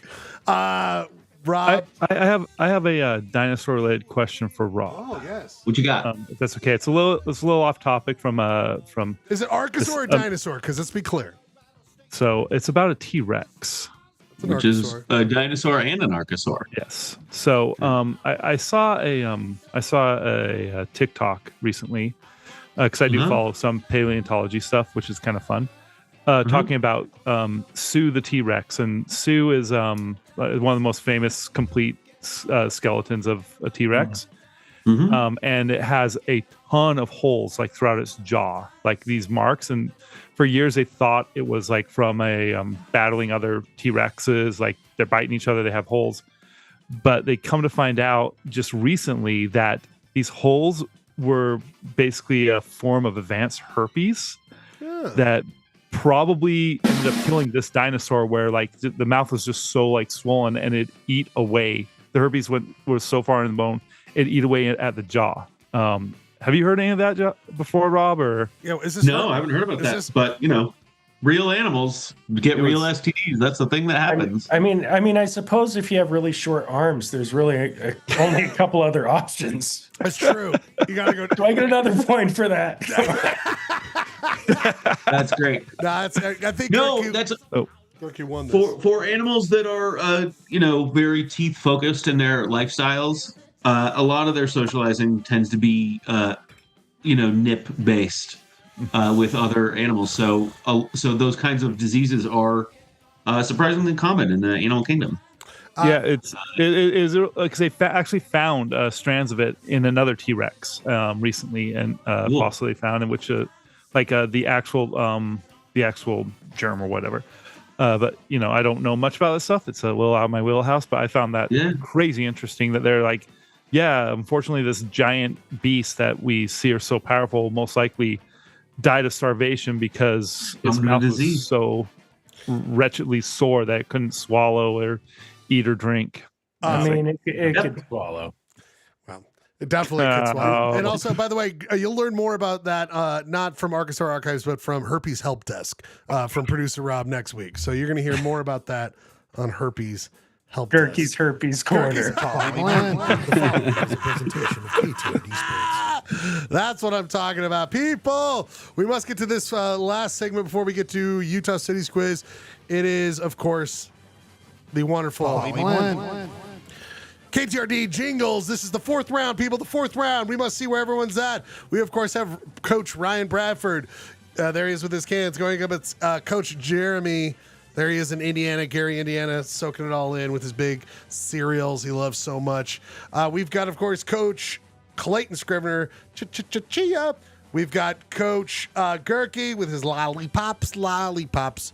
And, of course, Coach Greg Midgley, who we'll bring in next week. And then there's Bert. Bert just letting us know we are here on round 4. We're really getting down to it. We'll give out the awards next week if we won the 60s, 70s, but we really need to catch up on where we're at, because next week, everybody, will be the great finale of the commercial Jingles. I mean, I can't believe it's coming to an end. But we must go to it. I threw out the responses, people. Round 4, 15 responses, guys. 15 responses. Thank you all for responding. We greatly appreciate it. These will be official tonight because we have enough to call it. Gentlemen, if you don't remember, we are going up for this Elite 8. We are down to the Elite 8, and you can see right here that Oscar Mayer Wiener was going up against Ryan Bradford's Meow Mix. Now, Robert Gerke, you have 2 selections left. Ryan Bradford, this is your only one. Meow Mix. Ryan, I know we brought it up last week. Before you see the results, where do you have a chance to go on to the Final Four? I think so. I think Meow Mix is a strong contender. If this was all things set aside, Ryan, would you vote for Meow Mix over Oscar Mayer Wiener? Oof. No bias, and if you could really clear it out. No bias. I might go for Oscar Mayer. Gotcha. Gerke, same question to you. No bias. What would you go for? I mean, I'm not just saying this, but I think it's Meow Mix versus Chili's baby back ribs for the final. It's calling it for the final. But before we get to the final, we need to know where this one landed. And people, it is, of course, Meow Mix 6. Wow. Oscar Mayer Wiener 9. Robert Gerke, you move on. You at least have one submission. And Ryan, I hate to say, you know what this means? I voted for Meow Mix. So. Oh, see, look at that. Ryan, does it make you feel better? It ended with 69 because this is the end of you, my friend. Meow Mix was your last contender. It was a contender. It was a contender. It was a contender. Ryan, before we go on to the next one, your thoughts, would you replay how you did this? Because next week you'll be a commentator. You'll be a commentator on the Final Four. Ryan, your thoughts, I guess we should real quick press conference, Ryan. What would you do differently? What did you think? Did you feel like you gave your most valiant effort, Ryan? I feel like I did. I feel like I put in a solid effort. I think Meow Mix is a novelty song that can only take you so far. Whereas maybe Oscar Mayer Wiener is a timeless classic, timeless Americana classic, which people will sing in their heads. I'm proud of you, Ryan. I think you did all you could, but we will say goodbye to you. You will be a commentator next week. You are done in this commercial jingle. The next one will be the final on the west side. I don't know what side we're calling it. This is another Gerke. Gerke, you've already got one moving through. You could have another if you get the clapper moving on against Jeremy's last selection. Feel like chicken tonight. We'll start with you, Gerke. You've already got one. How confident are you feeling with the clapper? Did you feel more confident? Do you feel more confident with the clapper than you do Oscar Mayer Wiener, or where are you at with those last two? I feel like those 40 Romanians I paid to vote in this are coming through. So I feel like the clapper. I feel better about this one than the last one. So let's see it blow. Let's just watch it blow up in my face. We'll see. Jeremy, this is your last submission. If you don't get this, Speaking of the clapper, Tyrannosaurus Rex had the clap, like really bad. Sorry, go ahead. What did I just walk into? Holy shit! Dinosaur STDs. Well, so Arkansas Archives, we're doing the final Elite Eight, Clay. Elite Eight. Sorry, I had to step away for a second. You're Some fine. duties. So Jeremy, just so you know, so Ryan Bradford's out. His last entry, Meow Mix, is out. Gerke won with Oscar Mayer Wiener. Okay. Gerke's got the clapper versus I Feel Like Chicken Tonight. Oh my God, Jeremy, I know you never feel like chicken tonight, but I hope you're feeling like chicken tonight. Yeah, I really could see this going either way. I feel like if you're looking at the sophistication of the composition, you've got to go with I Feel Like Chicken Tonight. But, the clapper was such an iconic ad and gag. It probably hasn't been referenced in as many great shows as I Feel Like Chicken Tonight. But that's true. I feel like this could go either way, but I'm cautiously optimistic. And I will say, you guys should. Rob, before we move on, a chicken is an archosaur, correct? Oh. Yes, that's correct. Okay, just making sure. Producing all the time. Just for the sake of archosaurs, let's take this home. And I will say, Ryan, you had a number one overall pick that lost to a second overall pick. This one is a 7 and 8 rounder. I mean, this are your bottom feeders that made it underdogs all the way. Let's see what people think about it. Is it a Gerke fighting himself out in the Final Four, or is Jeremy going to join him there? 15 votes. Overwhelming destruction here tonight, people. Not even close. The clapper. Clap that shit off. Come on. It is. Chicken has been denied. Chicken is not tonight or forever will be. And in fact, Jeremy, you are now exiting this commercial jingle play. You know what this means? He's walking off. He's walking off. I am in the finals of one of these drafts for the first time, so. And a guy, you've never won one, right? Everyone else. So he's got 2 in the finals. Never been in the finals. I think I've been in the semifinals. Yeah, you're guaranteed to the final. Gerke, you've done well, my friend. Your first time, you've done well in these drafts. This is going to cost me $800 more. Gerke, it is an all Gerke playoff in the Final Four. So it is Oscar Mayer Wiener versus the We'll get back to that in a second. We move to the other side, people. We see where we go with. Oh, why didn't I do that? Was supposed to be? Oh, sorry, Ryan, you're not done yet. I had you out, baby, but you're not done yet. Quiznos. Oh, dude, Quiznos versus Chili's baby back ribs, which I'm going to say right now, I think these two should have met in the final. They just happen to be on the same side of the board. My God. Ryan, I'm sorry. A lifeline has been thrown. Do you think you could still survive? I don't think Quiznos has a chance, but if it dark horses this shit, that would be amazing. Pepper bar. We got a pepper bar. And by the way, I thought we eliminated Pepper Bar. I thought we got rid of it. No. No. You might eliminate Pepper Bar right now. Claire, Yeah, but I thought we already did this. I had a dream we already got rid of this. so maybe you had a premonition, Clay. Maybe you had a premonition. Clay, I think I know which one I voted for. I think Uh-oh. Clay, I know you love the Pepper Bar. I could this. I love. I don't the think I Quiznos. rallied enough votes. I was a little preoccupied. I know which one I voted for too. Oh boy. Let's find out. Subs. Oh man, this might be a. I know, Dad. I mean, shit, Bradford's man. lifeline. Is he still going? Oh, not even close. Demolished. That's like Danny Woodhead and Robert Gerke voted for it. Everybody else Thank has a you. goddamn How sense. can you guys Send me not- your Venmos, people. I will pay you the money for your votes. I How can you appreciate. not love that? Oh, seriously, come I on. love It is how the many most people voted brilliant for it because commercial there's two ever. of them here. Only 3. I know. Okay, then Scott Schlegel. There they are. All right, I will get. By the way, next week we'll have stats. I will give you all stats. Who did the best? Really, there will be a full statistical breakdown on all this quiz next week. But You know what? Going with this injustice, I think from now on, every time on the show, I'm going to have faintly that song playing in the background so you guys kind of can hear it. that's your bed music, your own personal bed music. Oh, by the way, I'm into that because it's kind of like your wrestling music or like when you're coming out to bat. Your walk-up your music. walk-up music, exactly. Oh boy. Yep. Now, Oh, it's people. so good. It's So so Ryan, good. you are officially done, Ryan. I'm so sorry. Now you are done.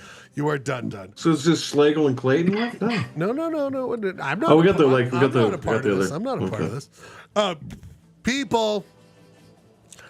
Greg Midgley came in as a judge. We so greatly appreciated it. He and we're going to bring him on next week so he can be a commentator on the final.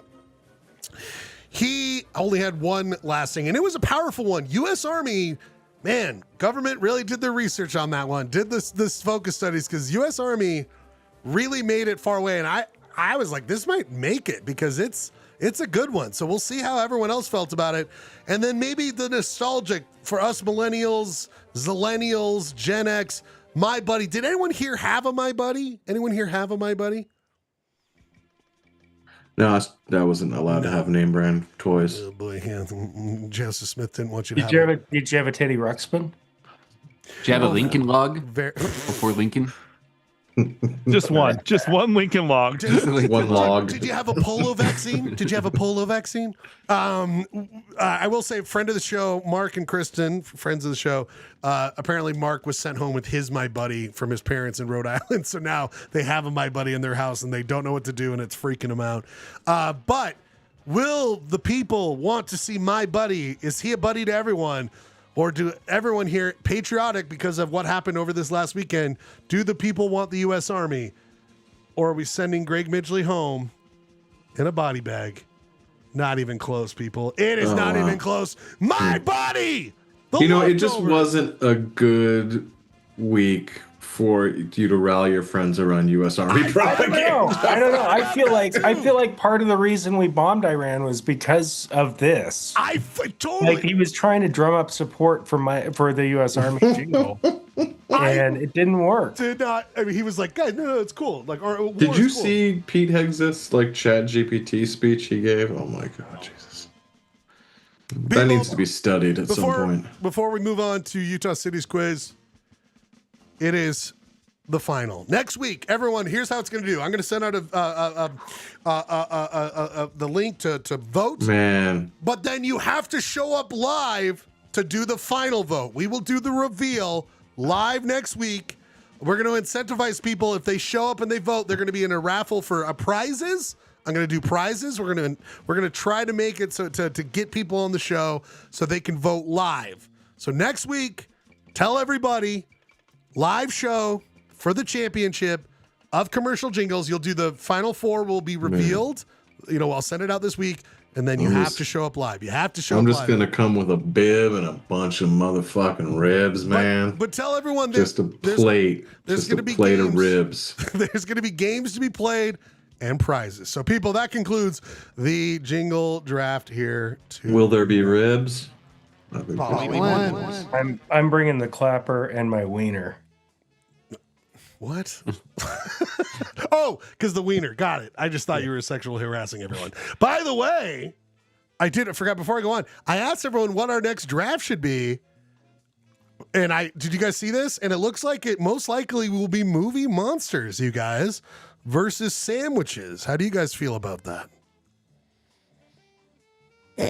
So lot of response. Wait. So we get to pick a movie monster or a sandwich? No. Well, that's an interesting. So you got like the monster from the Blue Lagoon against a Cubano or something. I don't know what's going on here.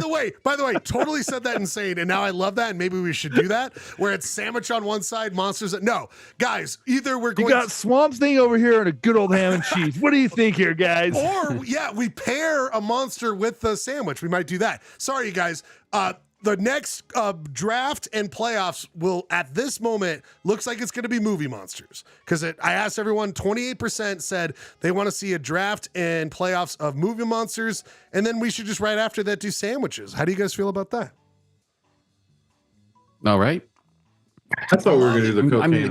I'm kind of sad that Jim Carrey movies aren't we could higher up. Hey, these are just what people voted. We could audible. I do think movie monsters. Utah State Parks, that was good. See, and then that got 21%, and that's tied right now with sandwiches. To be honest, well, we can decide on this, but I think movie monsters should be next. Ryan, come on, we got Frankenstein. Oh, I mean, of course, I'm gonna be there. Okay, I'm voting for it. We'll do movie monsters next, but then we will have a decision between sandwiches, Utah State Parks, or Jim Carrey movies, guys. Those are in the running. After that, and to Gerke's point, we will finish them on our 10th anniversary. So we have, another 5 years to get all through all these. If we do sandwiches, it could be Quiznos could make the semifinal back-to-back drafts. Oh my god!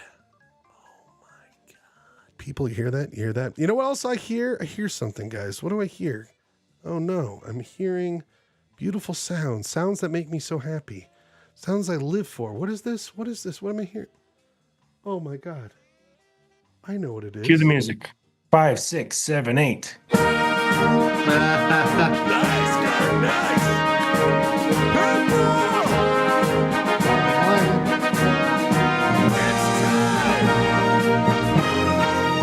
Reporting for duty. It's time for the greatest Utah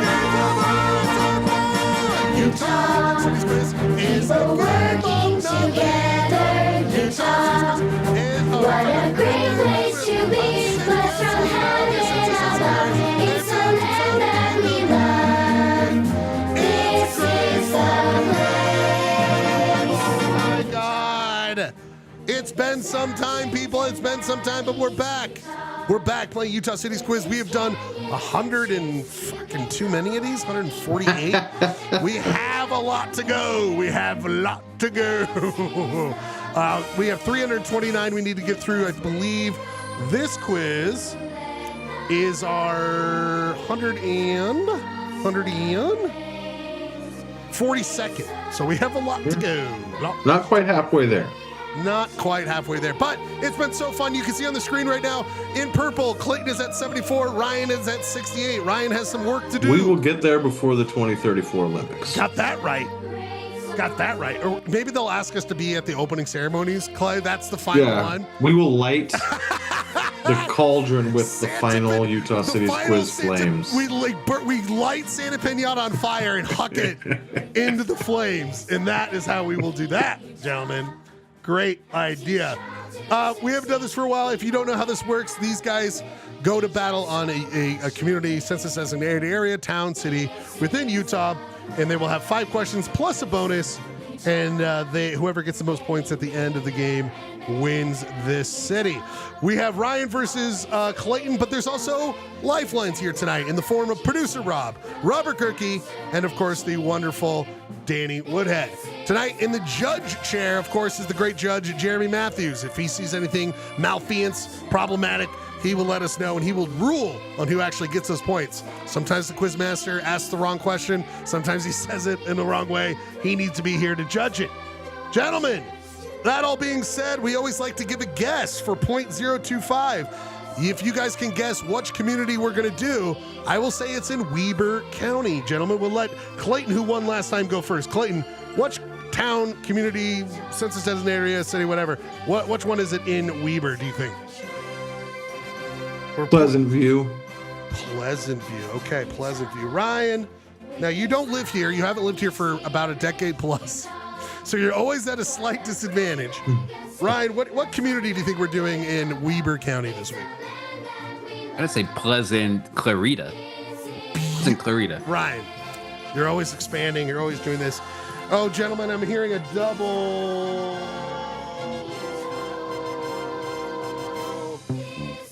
Guys, you're both wrong. We are doing, of course, the community of West Haven, everybody. West Haven.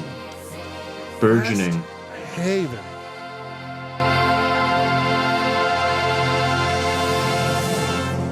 I like the crescendo there at the end. Wow, it's right on. I want to keep right doing on that. cue. Keep doing that from now on. Gentlemen, a new thing I'm adding for .05. Give me the number of how many communities in United States. How many are called West Haven? Give me a number. If you're dead on, you get .05 for how many West Havens there are in Utah. In the United States, including the one in Utah. Clay, you go first. I'm going to say 16. 16. Ryan, what do you think? I'm going to say 8. 8. You guys are both wrong. 4. There are 4. Oh, really? Wow. There are 4, and I believe they are had it up somewhere. There's 4, and then there was one in Antarctica, guys, but we didn't include that. But there is one. Did you say there's one in Antarctica? There is one in Antarctica, Clay. Just I'm kind of surprised there's that many, because if there's a West Haven, that means there's got to be a Haven. Well, so, and it's also spelling. So in California, Ryan, I don't know why you didn't get this. West Haven is one word, and then there's 3 where it's split: West Haven, West Haven, West Haven, Oregon, Utah, and Vermont. And then to your point, Clay, West Haven, Nunatak in Antarctica. West Haven, Nunatak. Nunatak. People, I thought there was just like, I just thought there was, that seems like something that would be super common, but okay. For command of the board, meaning you get command of question number 5, we do a coin flip, people. We do a coin flip. These guys know it, but you are learning about it right now. Coin flip. Before we go too much further, the fact that Schlegel's throwing that kind of fact out in the pregame, that means this is going to be an epic quiz. We'll find out, people. He's got some good stuff. We might Nunatak, Antarctica. And also, to your point, Girk, I just want to throw out, I have been doing stats. Right now, you guys, you've done 9 Weber County. Can you tell me, Ryan, who do you think has won more in Weber County? We've done 9. I'm going to say Clay Dog. Oh, you put yourself down, buddy. It is 5-4 you right now in Weber County. Ooh, Ryan. So competitive. But Ryan, just so you know, in the year 2026, Clayton has gotten all the 2 quizzes. So, buddy, you need to step up in 2026. But Ryan, which one of the 2 contestants would be more likely to pronounce it Weber? Weber. It's a great point. That's a great fucking point right there. Speaking of points, you're going to get points on question number 5 if you get the coin flip right. For those who don't know, we do a coin flip, and we've got 2 options for question number 5. Clay, do you want, of course, the old school heads or tails, or do you want the new tiny penny? And by the way, this is like 5 years old at this point, the new one. Clay, what do you want? Old school or new tiny Lincoln penny? In heads or tails? I'm gonna see some new Lincoln. Ooh. Lincoln. I want to see a Lincoln's beautiful face. You want his head? Yeah. I want Lincoln's head. Clayton! Sound off. Menu. It's been a while. Menu. It's been a while. Menu. Click to reset. People, Clayton, Been a while. Been a while. You get command of question number 5. People, before that, we always like to do an oeuvre. Ryan, Were you going to give me some Jacob Barlow? Oh. Well, so West Haven, anyone have a connection to West Haven? Anyone spend any time? Any know anything? Or is everyone coming in here green? Is it close to Smith and Morehouse? Smith and Edwards? No. Well, it is in Weber County, or Weber, for those people who don't know. Ryan, you'd love this. This is from Empty Popcorn Bucket Productions. Their Scary Haven, a house in West Haven from 2024. 22 views. Gentlemen, kicking our ass. Kicking our ass. This is their haunted house. Just a sense of the people. They like the haunted. Thank you, Colton Johnson. Look at that. Ryan, have you ever thought of going Very all spooky. in? Have you ever thought about going all in on a haunted house like this? Is this a year-round thing? Is this how they keep their house I do believe this all is, year? You know what, Ryan? I don't know. You can check it out on Empty Popcorn Productions. It looks pretty cool. It's pretty fun. We're having a good time. And speaking of spookiness, maybe West Haven's just kind of spooky. From Urban Exploration Adventures, 5,000 views, kicking our ass 12 years ago. Just to... Kind of This is just like a haunted. There's just a lot of hauntings. Kind of a Raimi shot, Ryan. You know, like maybe wipe your lens. I don't know. Wipe your lens, dog. Kind of a cool building. This is a 4-minute video. We're not going to do all that, gentlemen. I was confused by this. I thought we had a separation of church and state. Of course, I go to the City of West Haven's YouTube channel, 10 views, kicking our ass 3 years ago. Gentlemen, not only do they do an opening Pledge of Allegiance, they do this, Clay. So I'll offer that since I'm the one speaking. So, our Father in heaven, we come to thee at this time. We're thankful for allowing us to gather at this time to discuss the matters of this special service district. And we ask that thy Spirit would be with us so that as we look at the things on this agenda and work through them, that we would be prompted and would do the things that are pleasing to the city members and the citizens of the city. And we say these things now, Father, in the name of thy Son, Jesus Christ. Amen. Wait, who's the guy? So we got an officer who's on the Zoom call, just like he's the face of this. I was wondering if this is a one-off, Clay. I was wondering if this is a one-off. But they weren't even praying at the city council. I mean, they were praying for the civils. They were formed as the special service district. Yeah. Was the council formed? You know how sometimes councils reform as certain districts? Yeah, I think that. Yeah. No, I think this was like a water district. In the summer day that we have, and we're grateful. As the West Haven Special Service District and as the board, we're grateful for this wonderful opportunity to help in the community and provide service to the community in any way possible. And we hope that we will make correct decisions, and their decisions will be guided in the direction that is best for the citizens of the city and within our district. Again, we're grateful for all the many blessings we share. We say this humbly in the name of Jesus Christ. Amen. Amen. Amen. Is that legal? Like, this might come from someone that is that legal? There's a legal thing, but like I wasn't raised Mormon out here, right? And I was raised in a different religion, but like there's something about the way that all the prayers, doesn't matter if it's this or dinner, it doesn't matter if it's a 14-year-old boy or 14-year-old girl or you're talking about the cadence. 76-year-old man or 76-year-old woman, they all sound the same. It's so monotone. It's just like trying to figure things out. And we're just grateful for we're grateful for the cat that caught the mouse the other day because that was it's like, dude, you guys. It's the patriarchal cadence, brother. You don't know. That's it. Patriarchal cadence. I like that. Yeah, that's what it is. I mean, it's an actual thing. It's the voice. It's like mimicking the patriarchal voice of God. I'm a little bit more used to like stand up, kneel down, sit, stand up, kneel down, sit, and you say these exact words and this, but it's just it is odd to me. By the way, Clay, our next band, Patriarchal Cadence. That's gotta be the name. Patriarchal. That's Funny gotta be because I was about to say the same Jeremy, thing. Perfect. That's perfect a perfect band name. band name. Perfect band name. Anyway, they've stopped doing it. I listened to 4 days ago. They stopped doing it? They didn't at least do it at the council. And look at the money. No, they got. only do it as the special service district. That's the only guess. one that's christened by the hand of God. And really, which one is making the more inspired decisions? I don't know. But they got money. It's only when they're flushing your turds that they and look at these. Look at really the money need the with divine intervention, Schlegel. They heard that you were going to the Maverick and that on your way up to Ogden, and so they needed a special. They needed special blessings. They need to pray extra hard. Lord, from the gentleman who came from Rose Park, what he's done to our toilets and our system, can we praise the Lord Jesus Christ if it would flush? Thank you. And very good call, Clay. Very good. Otherwise, you're gonna have to send that police officer out to. Guys, it's only legal to pray at special service district meetings when Schlegel's coming to town. Final oeuvre is from Tree Trimming West Haven, Utah, from the Truco Services LLC. 3 views. We're kicking their ass. All right, we're fucking kicking their ass. This Irish lady will tell you all about it. Okay. Hello, you should use Truco for your tree removal and yard services. They It's a do hostage video? fertilization, general cleanup, and all types of landscaping work. You can call them at 801-688-7837 for a free estimate today. And tell my family I'm okay.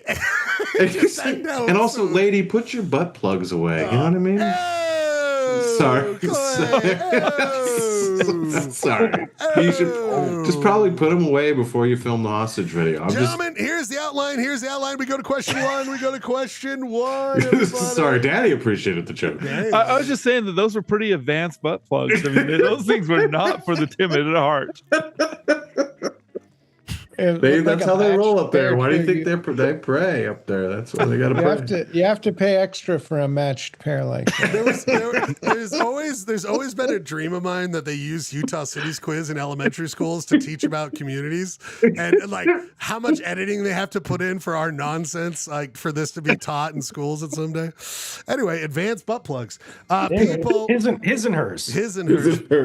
People, use Truco.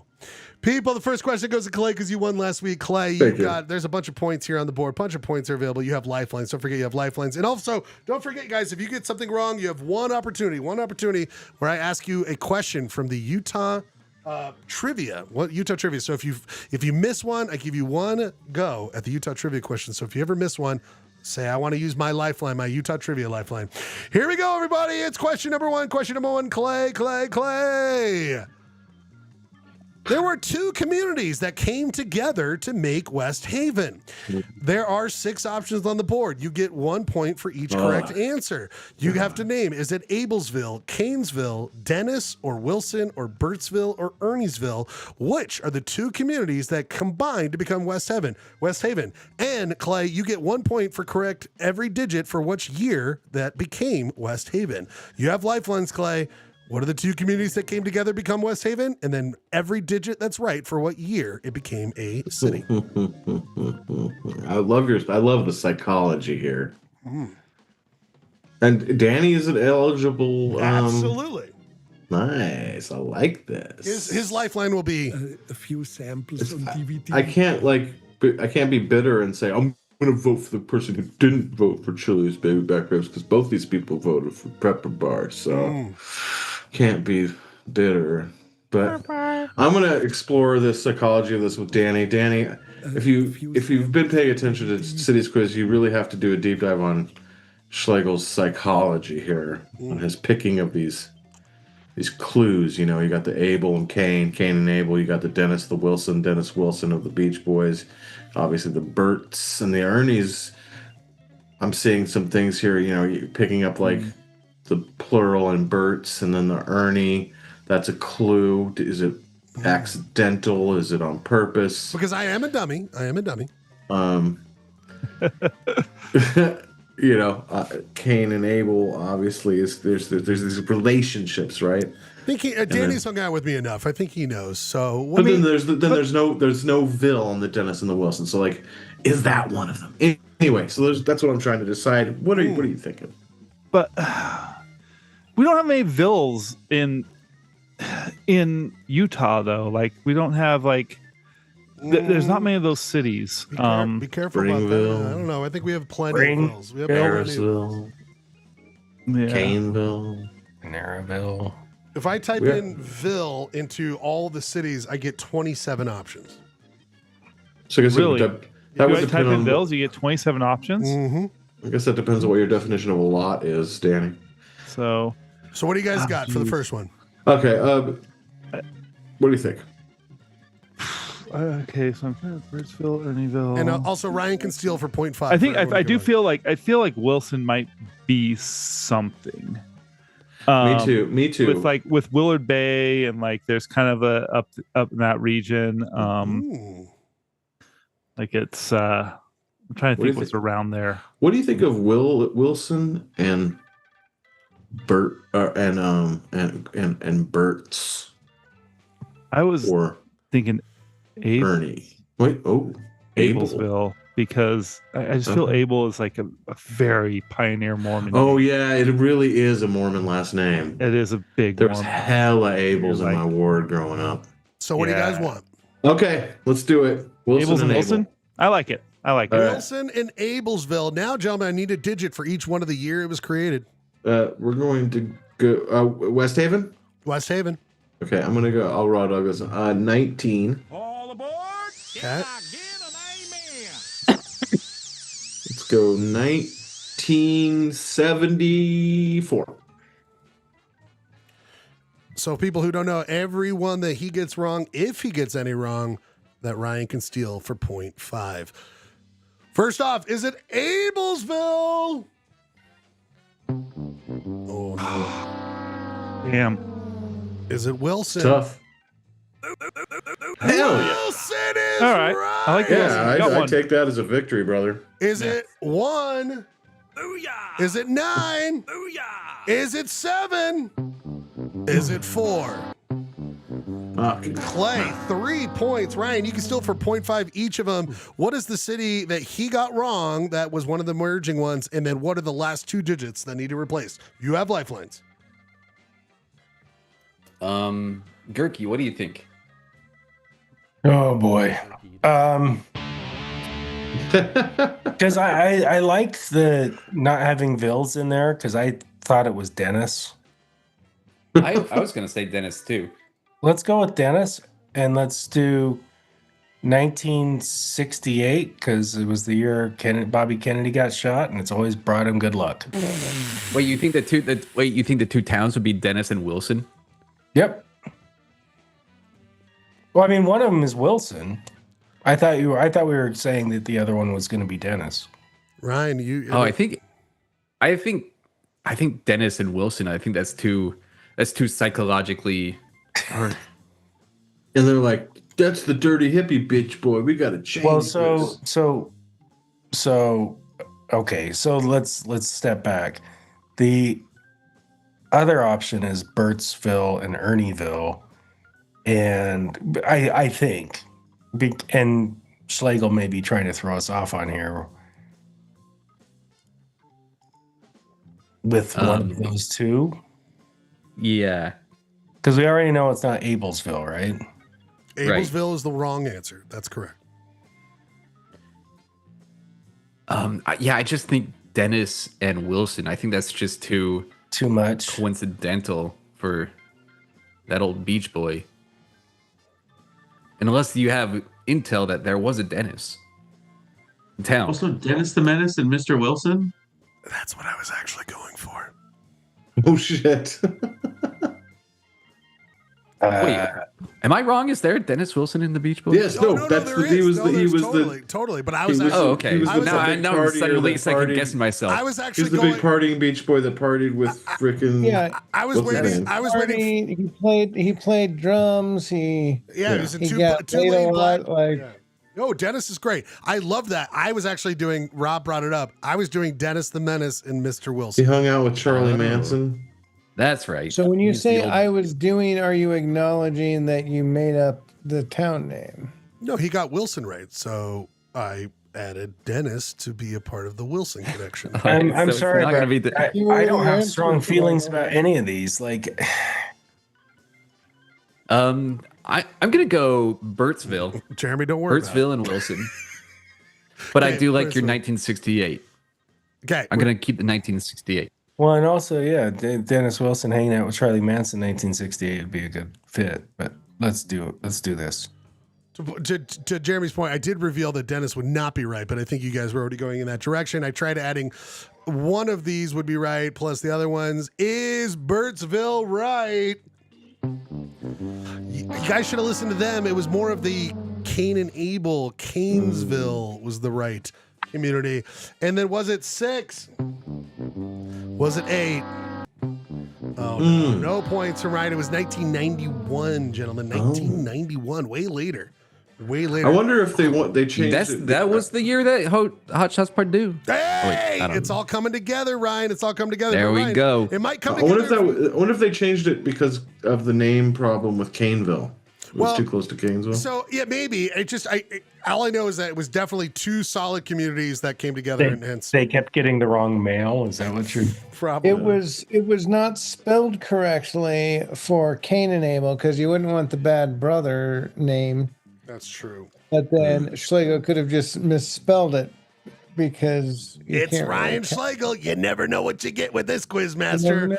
Ryan Bradford, you have lifelines. The next question is for you, Ryan. It is about this beautiful. Actually, let me show you the restaurant real quick. It is It's a Burley Burger, Ryan. Burley Burger. Love it. In West Haven has a bunch of different burger options and different items on the menu. Ryan, I thought they had fun names, so I wanted to compliment that by going, here are 4 different items on the Burley Burgers menu, Ryan. You can see that I have from lowest to highest. Ryan, I need you to match the price to these names on the left. Does that make sense, Ryan? Match the prices on the left. But Ryan, I will give you a little bit of info. The Farley is described as Tommy Likey. Tommy want wingy on his burger. Burley Burger topped with his own signature buffalo chicken strips, lettuce, tomatoes, blue cheese dressing. Popular options, jalapeno, bacon, and ranch, Ryan, for the Farley. The Brigham.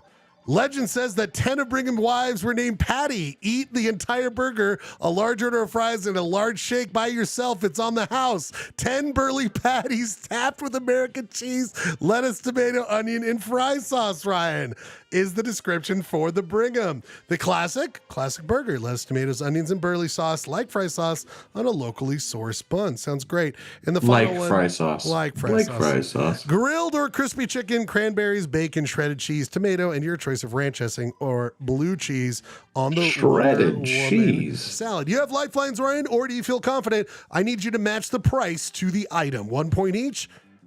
Anyone you get wrong, Clayton could claim for 0.5. Okay, I'm gonna go. I'm gonna raw dog it, I think. Whoa. I'm gonna do $9.95 for the classic Burley. Okay, we love to hear it. We love to hear it. Let me just get over there. $9.95 for the Burl. I'm gonna put $10.95 for the Wonder Woman. $10.95 for the Wonder. $11.95 for the Farley. Okay. And then $47 for the Brigham. Ryan, is the Farley $11.95? We must know.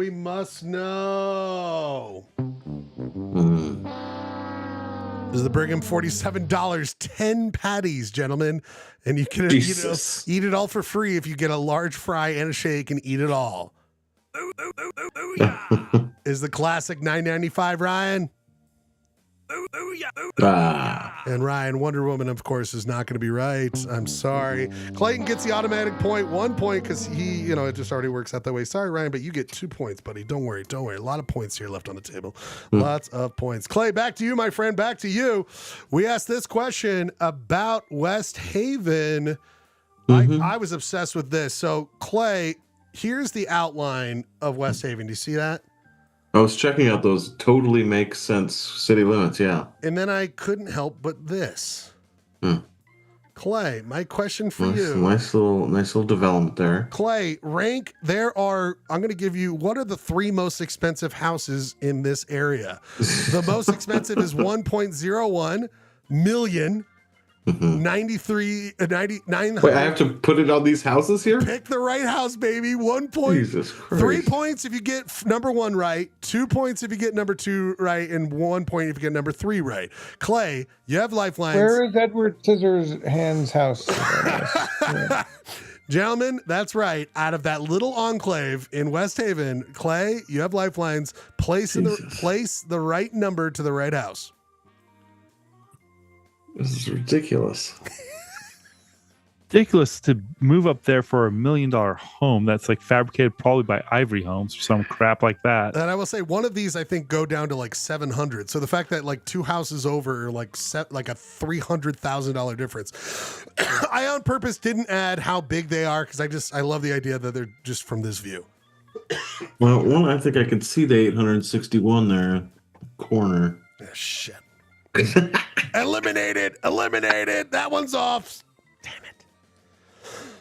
You know how. Fuck, I should have just cheated. Yeah, you shouldn't have said anything. Anyway, 3's off, everyone. 3's off. So just 2 points. All right. I'm going to raw D this one then. It'll probably take me hovering over. So do you want to go million first or 937 first? I'm going to go. Can you do me just a quick favor? Yeah. You showed me like the aerial before you showed any of these tags. You showed me like the aerial footage of the development. Can you do that one more time? Yeah. Okay. I don't want to zoom in. I don't know if it'll give you the prices. I'm afraid to do that. Okay, I don't do that.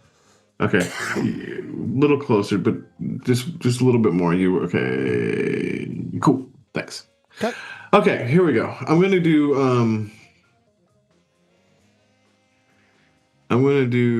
this guy. Well, you can't see where my pencil is. So where do you want me to put it? Scroll.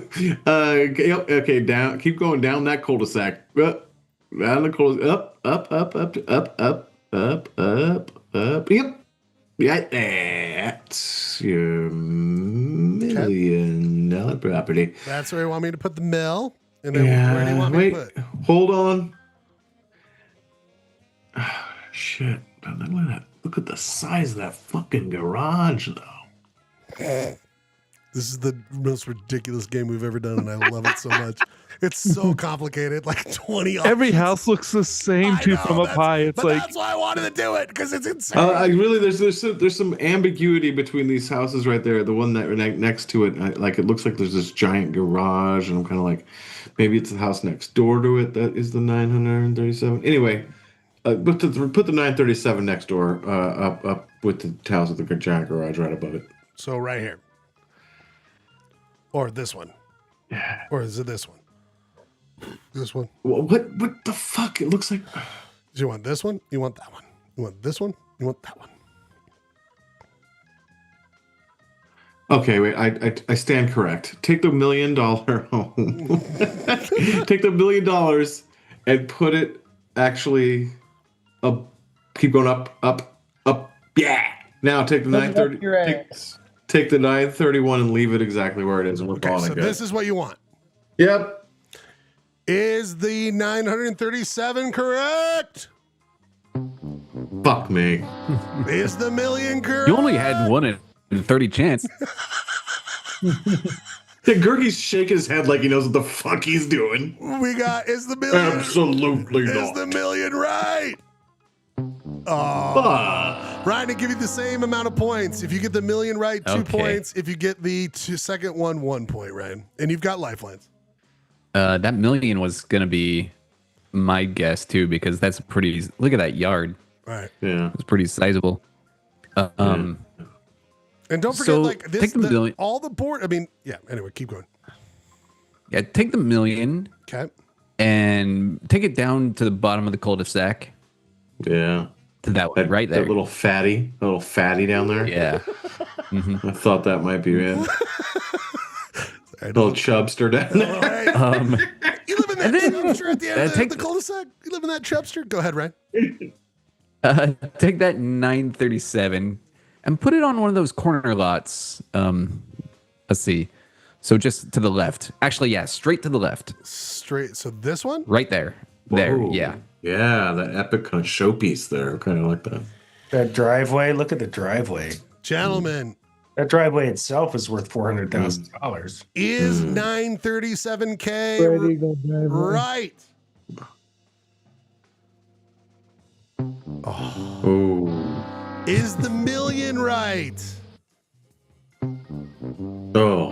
Now, this is going to drive everyone a little nuts. Can I try? Yes, please.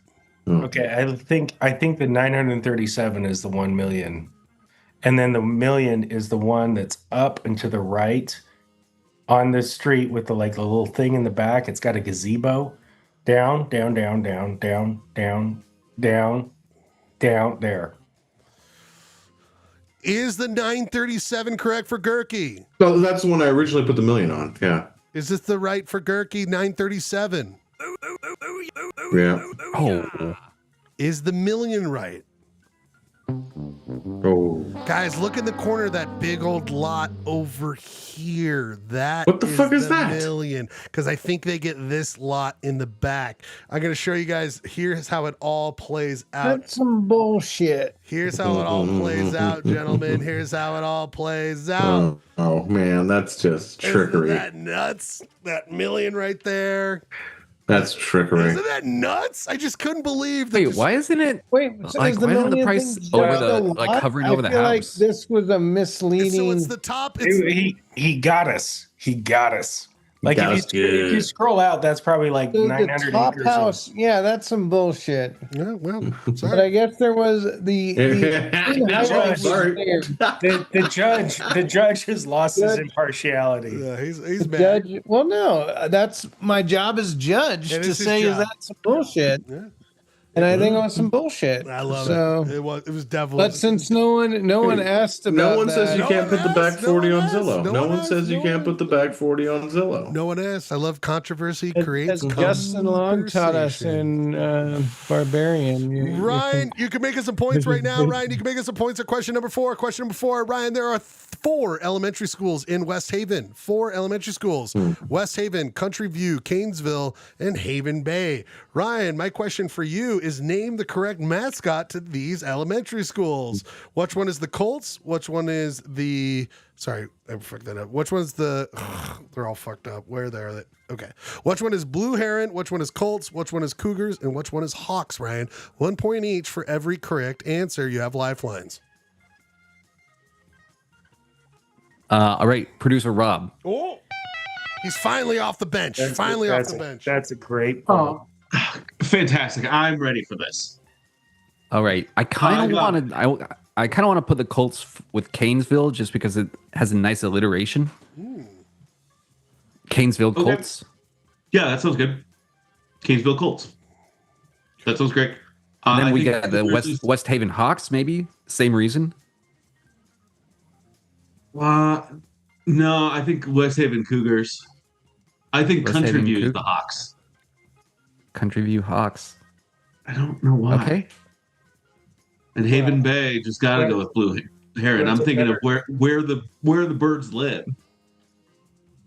Okay. Hawks up in the Yeah, let's do sky. Blue. Haven Bay, Blue Heron. So say it again. You want what now? Sorry. So Rob, you said the Cougars would be. They said. I think Yeah, Cougars they is West Haven. Cougars. West Haven. West Haven is the most recently is probably the youngest one, or was like created in what 91 when the city was put together. Sometime around then was when it got named, and they just like absolutely that's when they started praying in their meetings, and they were like Cougars, let's follow BYU. Oh yeah, good call. Yeah, that's why I think that. All right, and then Blue Heron, that was Haven Bay. That's what I think. The Haven Bay Blue Heron. And then the Hawks. Even right there. Country View Is Hawks. that- Okay, yeah, no, that like Country View Blue Heron. That's too many syllables. West Haven Cougars, Country View Hawks. I think West Haven. Haven Bay blue heron. Yeah, this sounds good. You happy with this, my friend? You're happy with this? Yeah. Okay. Is the West Haven the Cougars? Is Country View the Hawks? Is Canesville the Colts? Oh, baby. Fuck. Is Haven Got our Bay asses kicked on this one. the I thought I knew school mascots. You've got you got 1 point. Oh, we got one. You got Blue 1 Heron. point. You got 1 Blue point. Heron was the Haven Bay. Okay. So you guys now, Clayton, for 0.5 each, you can reorganize the Cougars, Hawks, and Colts to get it right for 0.5 each. And be careful here because you can get You're like a 50-50 shot here. Yeah, you can get some points here, but if you It's fuck like it up, if you get one right, you get the other two right. Yeah. So you got lifelines. Okay. I feel like Rob. Can I stick with Rob on this? Sure. Yeah, Rob, you have the experience. I would like your consult on this. Couldn't I stick with the alliteration? Throw the Colts over to Country View, so it's Country View Colts. But then I would have to put Hawks. Then you go Hawks on West Haven and Cougars on Canesville Cougars. Haven Hawks, Country West Haven Hawks, Country View Colts. Yeah, that would work. What do you Let's want? do it. So what do you want? We're doing that. So what are you doing? You're So it's gonna go Hawks, Colts, Cougars. Yeah. But now, And that if this is right, I'm going to feel real bad that I talked Ryan off of putting Hawks with West Haven. Because that way you have full alliteration, alliteration. Yeah. Full alliteration. West Haven Hawks. Booyah! Country View Colts. Booyah! Canesville Cougars. Booyah! Damn, he runs the table an extra 0.5 So right now it is 3 points to 5.5, and this is where the coin flip really bothers you, Ryan. Really bothers you, because of course Clayton gets to go next in the fifth question right before the bonus. This is a question for Clay. Sorry, just realized Hell yeah. what I did for this. Gentlemen, of course I love what I love. I love the newsletters. I love newsletters. So of course I looked up the February newsletter for West Haven, and they do an Employee of the Year and Community Star Award recipients. I do want to, let me hide this so I don't say it wrong. I do want to acknowledge Julie Rose, but she was the only female, and then Daryl and Cindy Dab. It would be too obvious if I did the only female who won and then the double. So I left with 4 dudes. And come on, West Haven, let's work on more females getting the win. Yeah, come on, West Haven. There are 4 dudes who got awards, and I'm going to show you an image, Clay, of each one of them. You have to match the name to who won the award, Clay. So the first one is this, Clay. Who is this? You have to match the first one. Who is that to the name right there? I'm going to give you 3 more, okay, Clay, and then we can look at them again.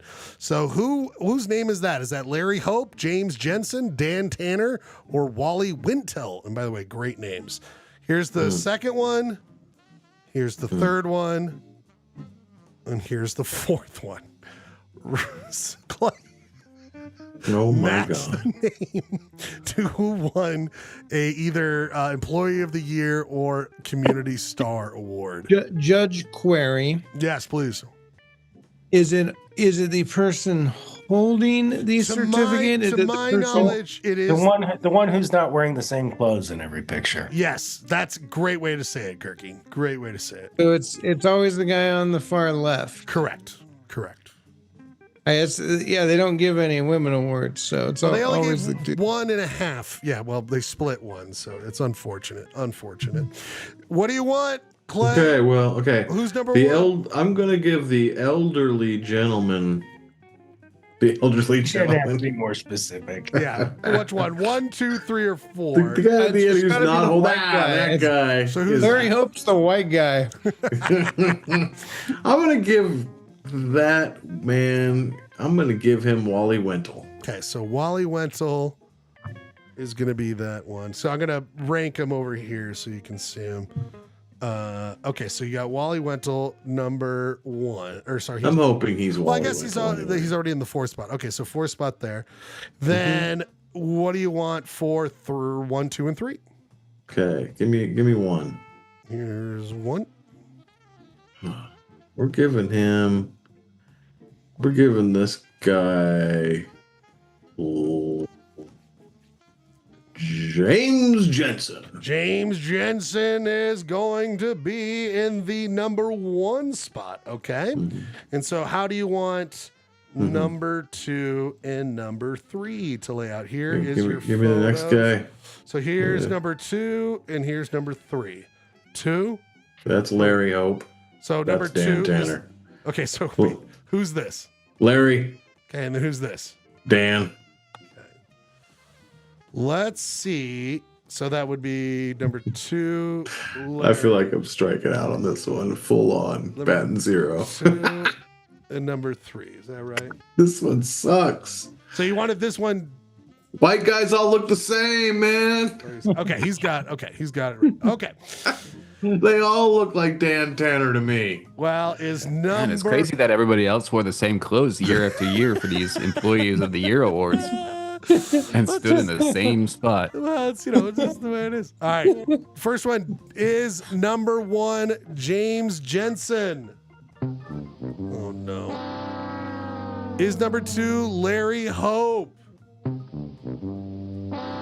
Is number 3, James Jensen. Or sorry, Dan Taylor. Dan Tanner. Oh no. Is number 4, Wally Wintle. You got 1, Clay. You got Wally. 1. Now, Ryan, you could reorganize these. You get a chance for 0.5 on each one of these. You could get up to 4.5, just be 2 points behind Clay. Who are 2, 3, and 4, right? Or sorry, 1, 2, and 3. Who are 1, 2, and 3? 4.5 would be his total score.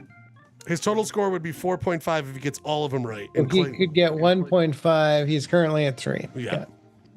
Got it. What do you want, Ryan? All right. Go to number 1 again. Okay. And you can see that guy's got to be Larry. Okay. Larry Hope. I think you're right. So that's let's hope you're right, Ryan. Okay. Then number 2. Either Dan or James. Can you click the picture? Oh yes, absolutely. I know that'll really help. There he is. Well, Okay. you can I mean, I guess that would be Dan. So you think that's Dan? Yeah. Yeah. He's definitely right. Okay. And then so the third photo would be this guy. Yeah. The guy in the pullover is definitely James Jensen. Okay. Let's see what you did, Rye. Let's see what you did. Number Wait, 1. Isn't the last 2 the same as last time? No, we switched it up. You switched them? Yeah, we Okay. did switch it. Is this Larry Hope? Oh, God damn it. Is this Dan Taylor? Is this James Jensen? Pullover is definitely James Jensen. Ryan, you at least get 0.5. It is 3.5. James Jensen with the quarter zip. With the quarter zip. I'm sorry. This the number 1 is Dan. That's Dan, and that's Larry. Dan, Larry, Dan, Larry, Dan, Larry, Dan, Larry. People, it is down to the final, the bonus here tonight. The final. We have a I would have that in my nightmares Can you tonight. just cycle through the photos one more time? Okay, we got Dan, Larry, Dan, Just Larry. because I Dan. want to look. Okay, so we got Dan.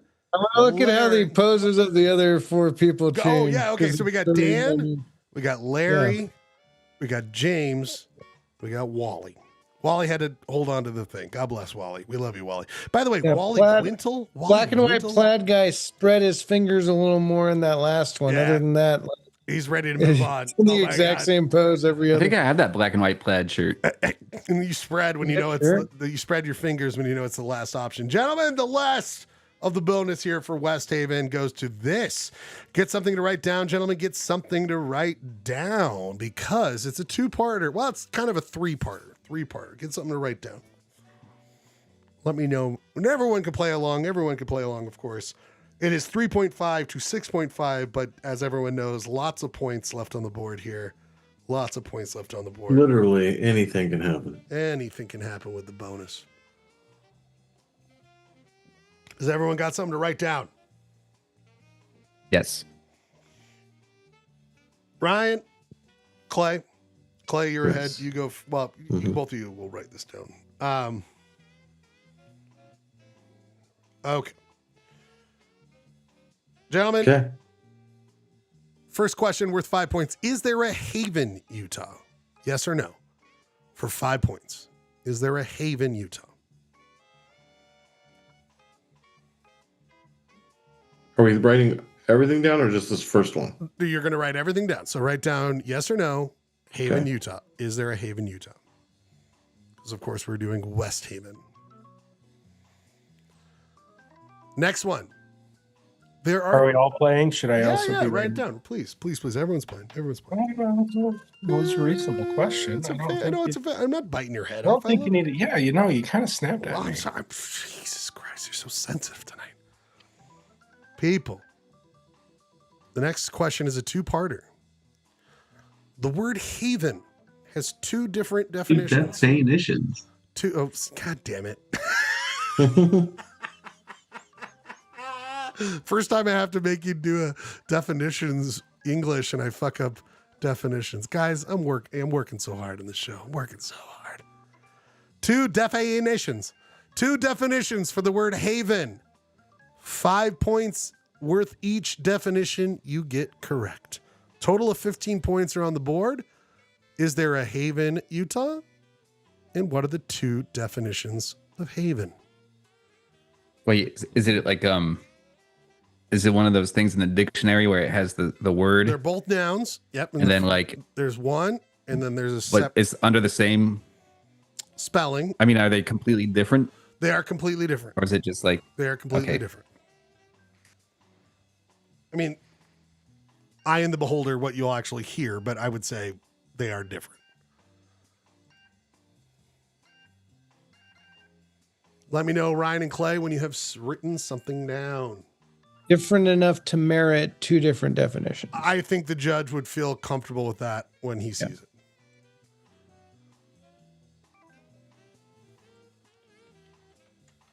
I don't know if this works, but I'll try. Okay. Yeah, I think it's very clear. All right, Clay, you're ahead right now. So let's see how many points you can get off of this. Clay, did you say yes or no to is there a Haven, Utah? I said no. Okay. Clay, give me your definitions. My first is a home or nice place. Okay. And my second is like an escape, aka like a tax haven. Interesting. Brian, what'd you put down? I did yes. Okay. There is a Haven, Utah. The definitions I did one was a sanctuary. And then the other was a place of abundance, like a haven of ice cream. I don't know. I think we both did good on definitions. Producer Rob, what'd you write down? I wrote down no. Okay. And then I said like a protected, safe place. Okay. My first definition. And then I think that haven might be like an archaic term for like possession, like sharing an etymological root with like have. Jeremy, did you play, Jeremy, or were you just listening? I did. So I put no. And then I think everyone kind of got that I put place of rest, safety, and recovery, which I think fits the kind of sanctuary, Bradford. I think everyone had something like that for Haven. Yeah. And then the one that I think is more archaic, so same thought process as Rob, but I think it's like a port because it's the same kind of like that's where you'd find a haven, but like an actual, I think it's like an actual port being a haven. And then there's a third definition that's not in most of the dictionaries, which is 69. Sick. Bonus points. But if 69 for bonus points. But if you're just wanting the two more common ones, those are my answers. I love it. We go to His and her butt plugs is actually a fourth definition. Yeah.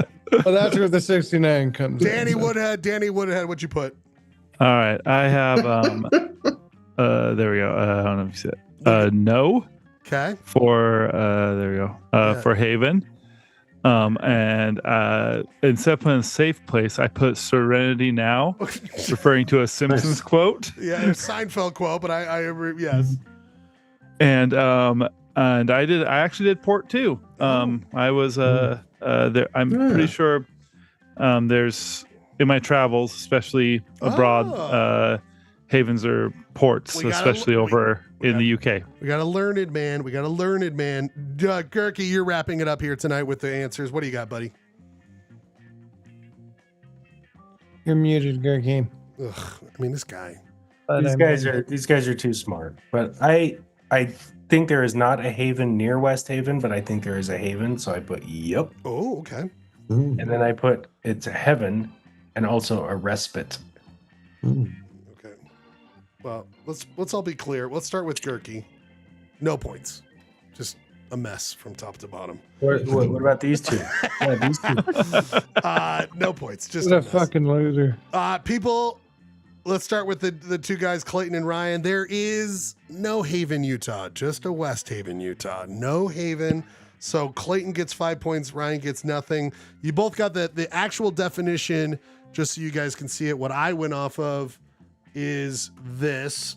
It is a... That's not what I was going off of. There was a TV show. I was going to add that as a bit, and then I squared away from it.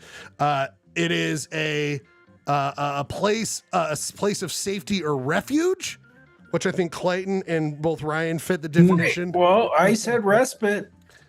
All right. You didn't say a place of though. You just said respite. Respite. I don't buy it. Serenity Now. But gentlemen, inland port. So no one of the original guys got it, but yes, Jeremy and Danny, you guys knew. Nice port, a porto call. So with that 10 additional points, Clayton is at 16.5. Ryan is at 8.5. Clayton, you are this week's Utah Cities quiz winner. We will come back. Ryan, thank you for all your work. Feel better, buddy. We'll see you next time. Sorry you lost, but you are a loser. So go to bed. When you rest tonight, go, I'm a loser. Rest in your little haven, boy. Find haven, yeah. Find your own Your little haven. personal haven. I love you, Ryan. Wow, he just he's bolted. He just took the L and goes to bed. Clay, we just need one quick song so I can transition to the end of the night. Yeah. Did you put? I didn't see you put in a song. I actually I didn't get to it. I'm sorry. Yeah, do you have a song? That was a song that you would like to play, or anything that would be appropriate? Play the Stallion. I want you to play the Stallion Part 3 for Matt Berwick by Ween. Okay. Please. Was Chaz Salt Lake City in West Haven? More to come on that next week. I don't. Yes, please. The Stallion Part 3. I want to send this out to Matt. We love that. We come back out in the universe. We wrap up the show. Not going to get to topics tonight, but we'll just have a nice little wrap up, and then the Olympus crew. People are going to play just 2 minutes of this. 2 minutes. You want live version, or do you want just the record version? Okay, 2 minutes. We'll be back. Polyester. Mach 10 at sudden speed. Flying Sure. the wind now. I'm throwing at my feet something of likeness to you now. I spotted you in the sun.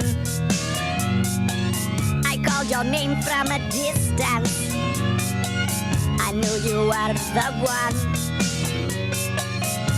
called again. I do declare I can float in the air, and with some love from above, you must. Don't caress the weasel, and don't fall too soon. Don't seep the blood from the panther. Don't take a trip too soon. I'm the one holding the time back from the sun as I scope the lobe. I am the one who controls the sun. And I know that things will pass as time elapses. Time elapses through the sound of you and the things we could do. Just think of the master trying to fool the blast man.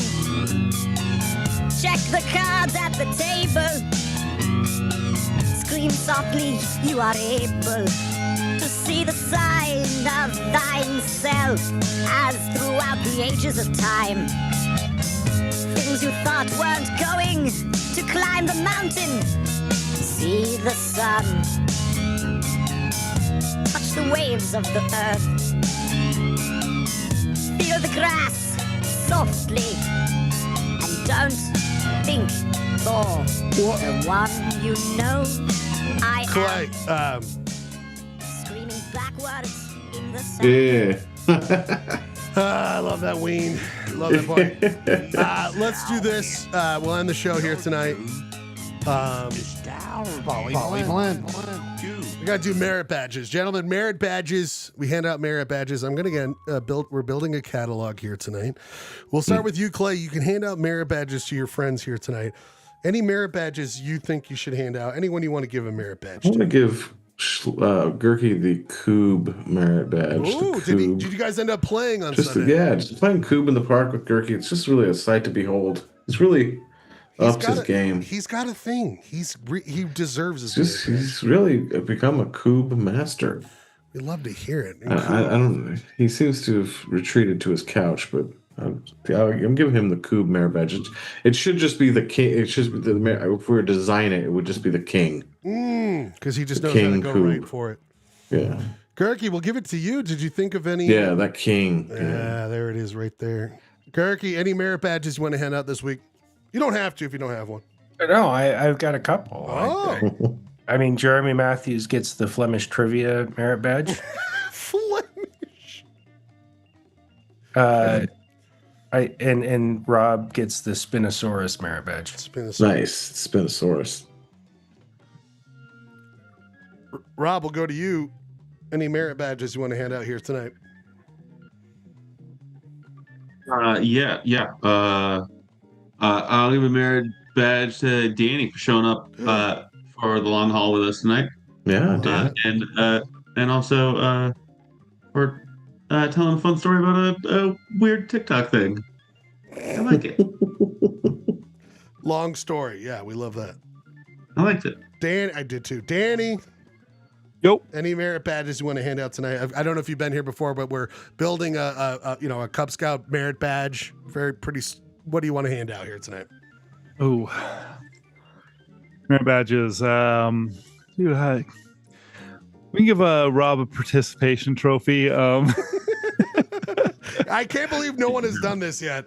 Participation, yes, absolutely. And I'm going to give out the a Quizmaster badge to Clayton. Hell yeah, thank you. Gross. All right, we love it though. Actually, for that suburbia question, I want to give you the Zillow merit badge. Oh, nice. Schlegel. Oh, you get a merit badge. I got a Zillow. Yeah, you get a Zillow merit badge. It should just be like an aerial. Actually, what the hell is happening? Well, I'll give a Quizmaster merit badge to Schlegel because he came up with some good, psychologically, tricky did they not add Vil? Is the Vil a trick? We're trying to expand the quiz, guys. With the pairings, it had an interesting hook. And then a posthumous merit badge to Matt B for fixing his friend's shit for free. Amen. Gotta shout that out. Doing good deeds for friends. Can't argue with that. And I will say, gentlemen, that of course leads us to the next one, which it would be remiss if we did not award this tonight. Husky Boy of the show goes to Matt Burdick. Oh, He yeah. is the Husky Boy of the He show. was so not husky, but yes. He was very slim, very svelte, but the greatest honor Polyester Blend can That's offer all we got. is the Husky Boy of the show, and Matt deserves it. Everyone will be That's back. the only winner that I can't complain about after my anal cavity, anal canal. People, the last thing we have, the only thing we have left to do is this. It is time for the prayer, everybody. It's time for the prayer night. Psalm 31, verse 3. We don't want I don't want just music. I just want music. No.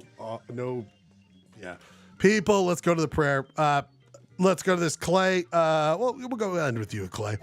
We'll go to producer Rob. Producer Rob, prayers of the night. Prayer of the night, my friend. What do you want for next week? Prayer of the night. I would just like to thank Jesus Christ who provided us here with our close friend, and it's really turned out for us, and I really appreciate it. And I think he's really doing it for all of us. Right, and I would just because he's allowing us to infiltrate the Muslim world, which is, we love this religious war to all of it. No, we, of course, we just end it all, Jesus. Danny Woodhead, prayers of the night. Prayers of the night. Oh, I am not the right person for this. You can one. be anti. You can be anti. It doesn't mean you know what? Doesn't have to be JC let's get real. Doesn't have to be JC related. Clayton lost a good friend. Yes. Prayers go out to him. Yes. For sure. To Clayton and anyone that's hurting over it. Love it. No matter what your prayers look like. Yeah. Beautiful, Danny. Beautiful. Gurky, you're going to fuck this up. Gurky, prayer of the night. I was kind of going to go the same route, but I guess I'll take a different route. Jesus was born in Middle East, and he was of Middle Eastern descent. Yes. I think we should stop killing Middle Eastern people.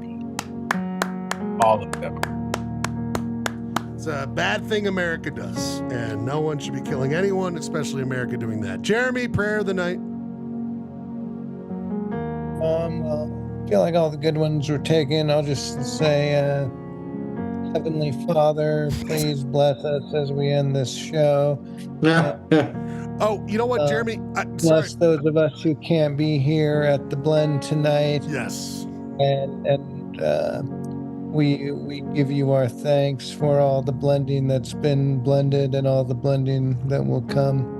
And also, I think we should forgive them their sins for not blending. Yes, that's a great And also, we pray that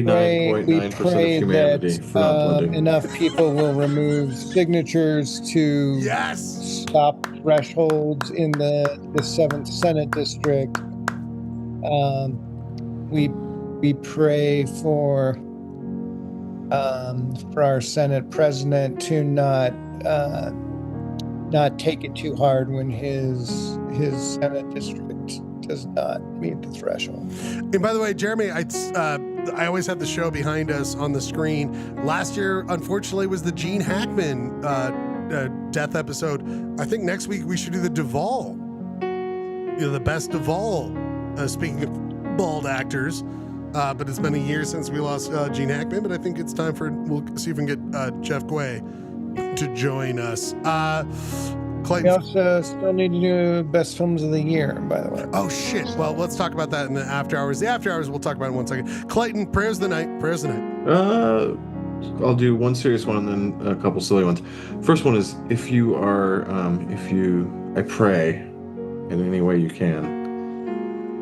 If you if you need to talk to somebody, whether that's therapy, anything, man, seek help if you need Amen. it. Reach out. And if someone's going through something and you think you should reach out to them, do it. Also, pray to minimize the pain of the last 4 days of the legislature here in Utah. May all of Trevor Lee's dreams not come true. Oh, yes. Can we pray for just a little constipation or diarrhea for Trevor Lee the last couple days? Maybe he doesn't show up. And then I'm praying for the all the sewer lines in West Haven that they stay blessed. That's it. That's actually how we should always end the prayer of the night. Clay, it's like just pray for the sewer lines of West Haven. You guys all said it all perfectly. Not much more to add here other than you said it right, Clay. One thing I think I personally forget, and I want to make sure I let everyone know, is if you're never bothering me, you need to reach out. I think everyone here feels the same way. Never bother me if I'm not available right away. I'm sorry, but I'll get right to you. Just know, I don't think anyone here has any problem helping anyone at any time. It's not if it's embarrassing, if it's uncomfortable. I think all of us here have lived long enough to know, fuck that shit. We love you. We just want you to reach out. Secondly, we pray for another show, which will come next Monday. Everyone's around. We're going to have a big finale of the draft of commercial jingles. If you want to pray to hang out with us, you can. In the Zoom link is in the YouTube chat. We're going to hang out for a little bit. It is now 12:01. We give the broadcast back to KTRD. We'll be back next week, everybody. Poly Blend. With more Polyester Blend. Poly Blend. We'll see you next week.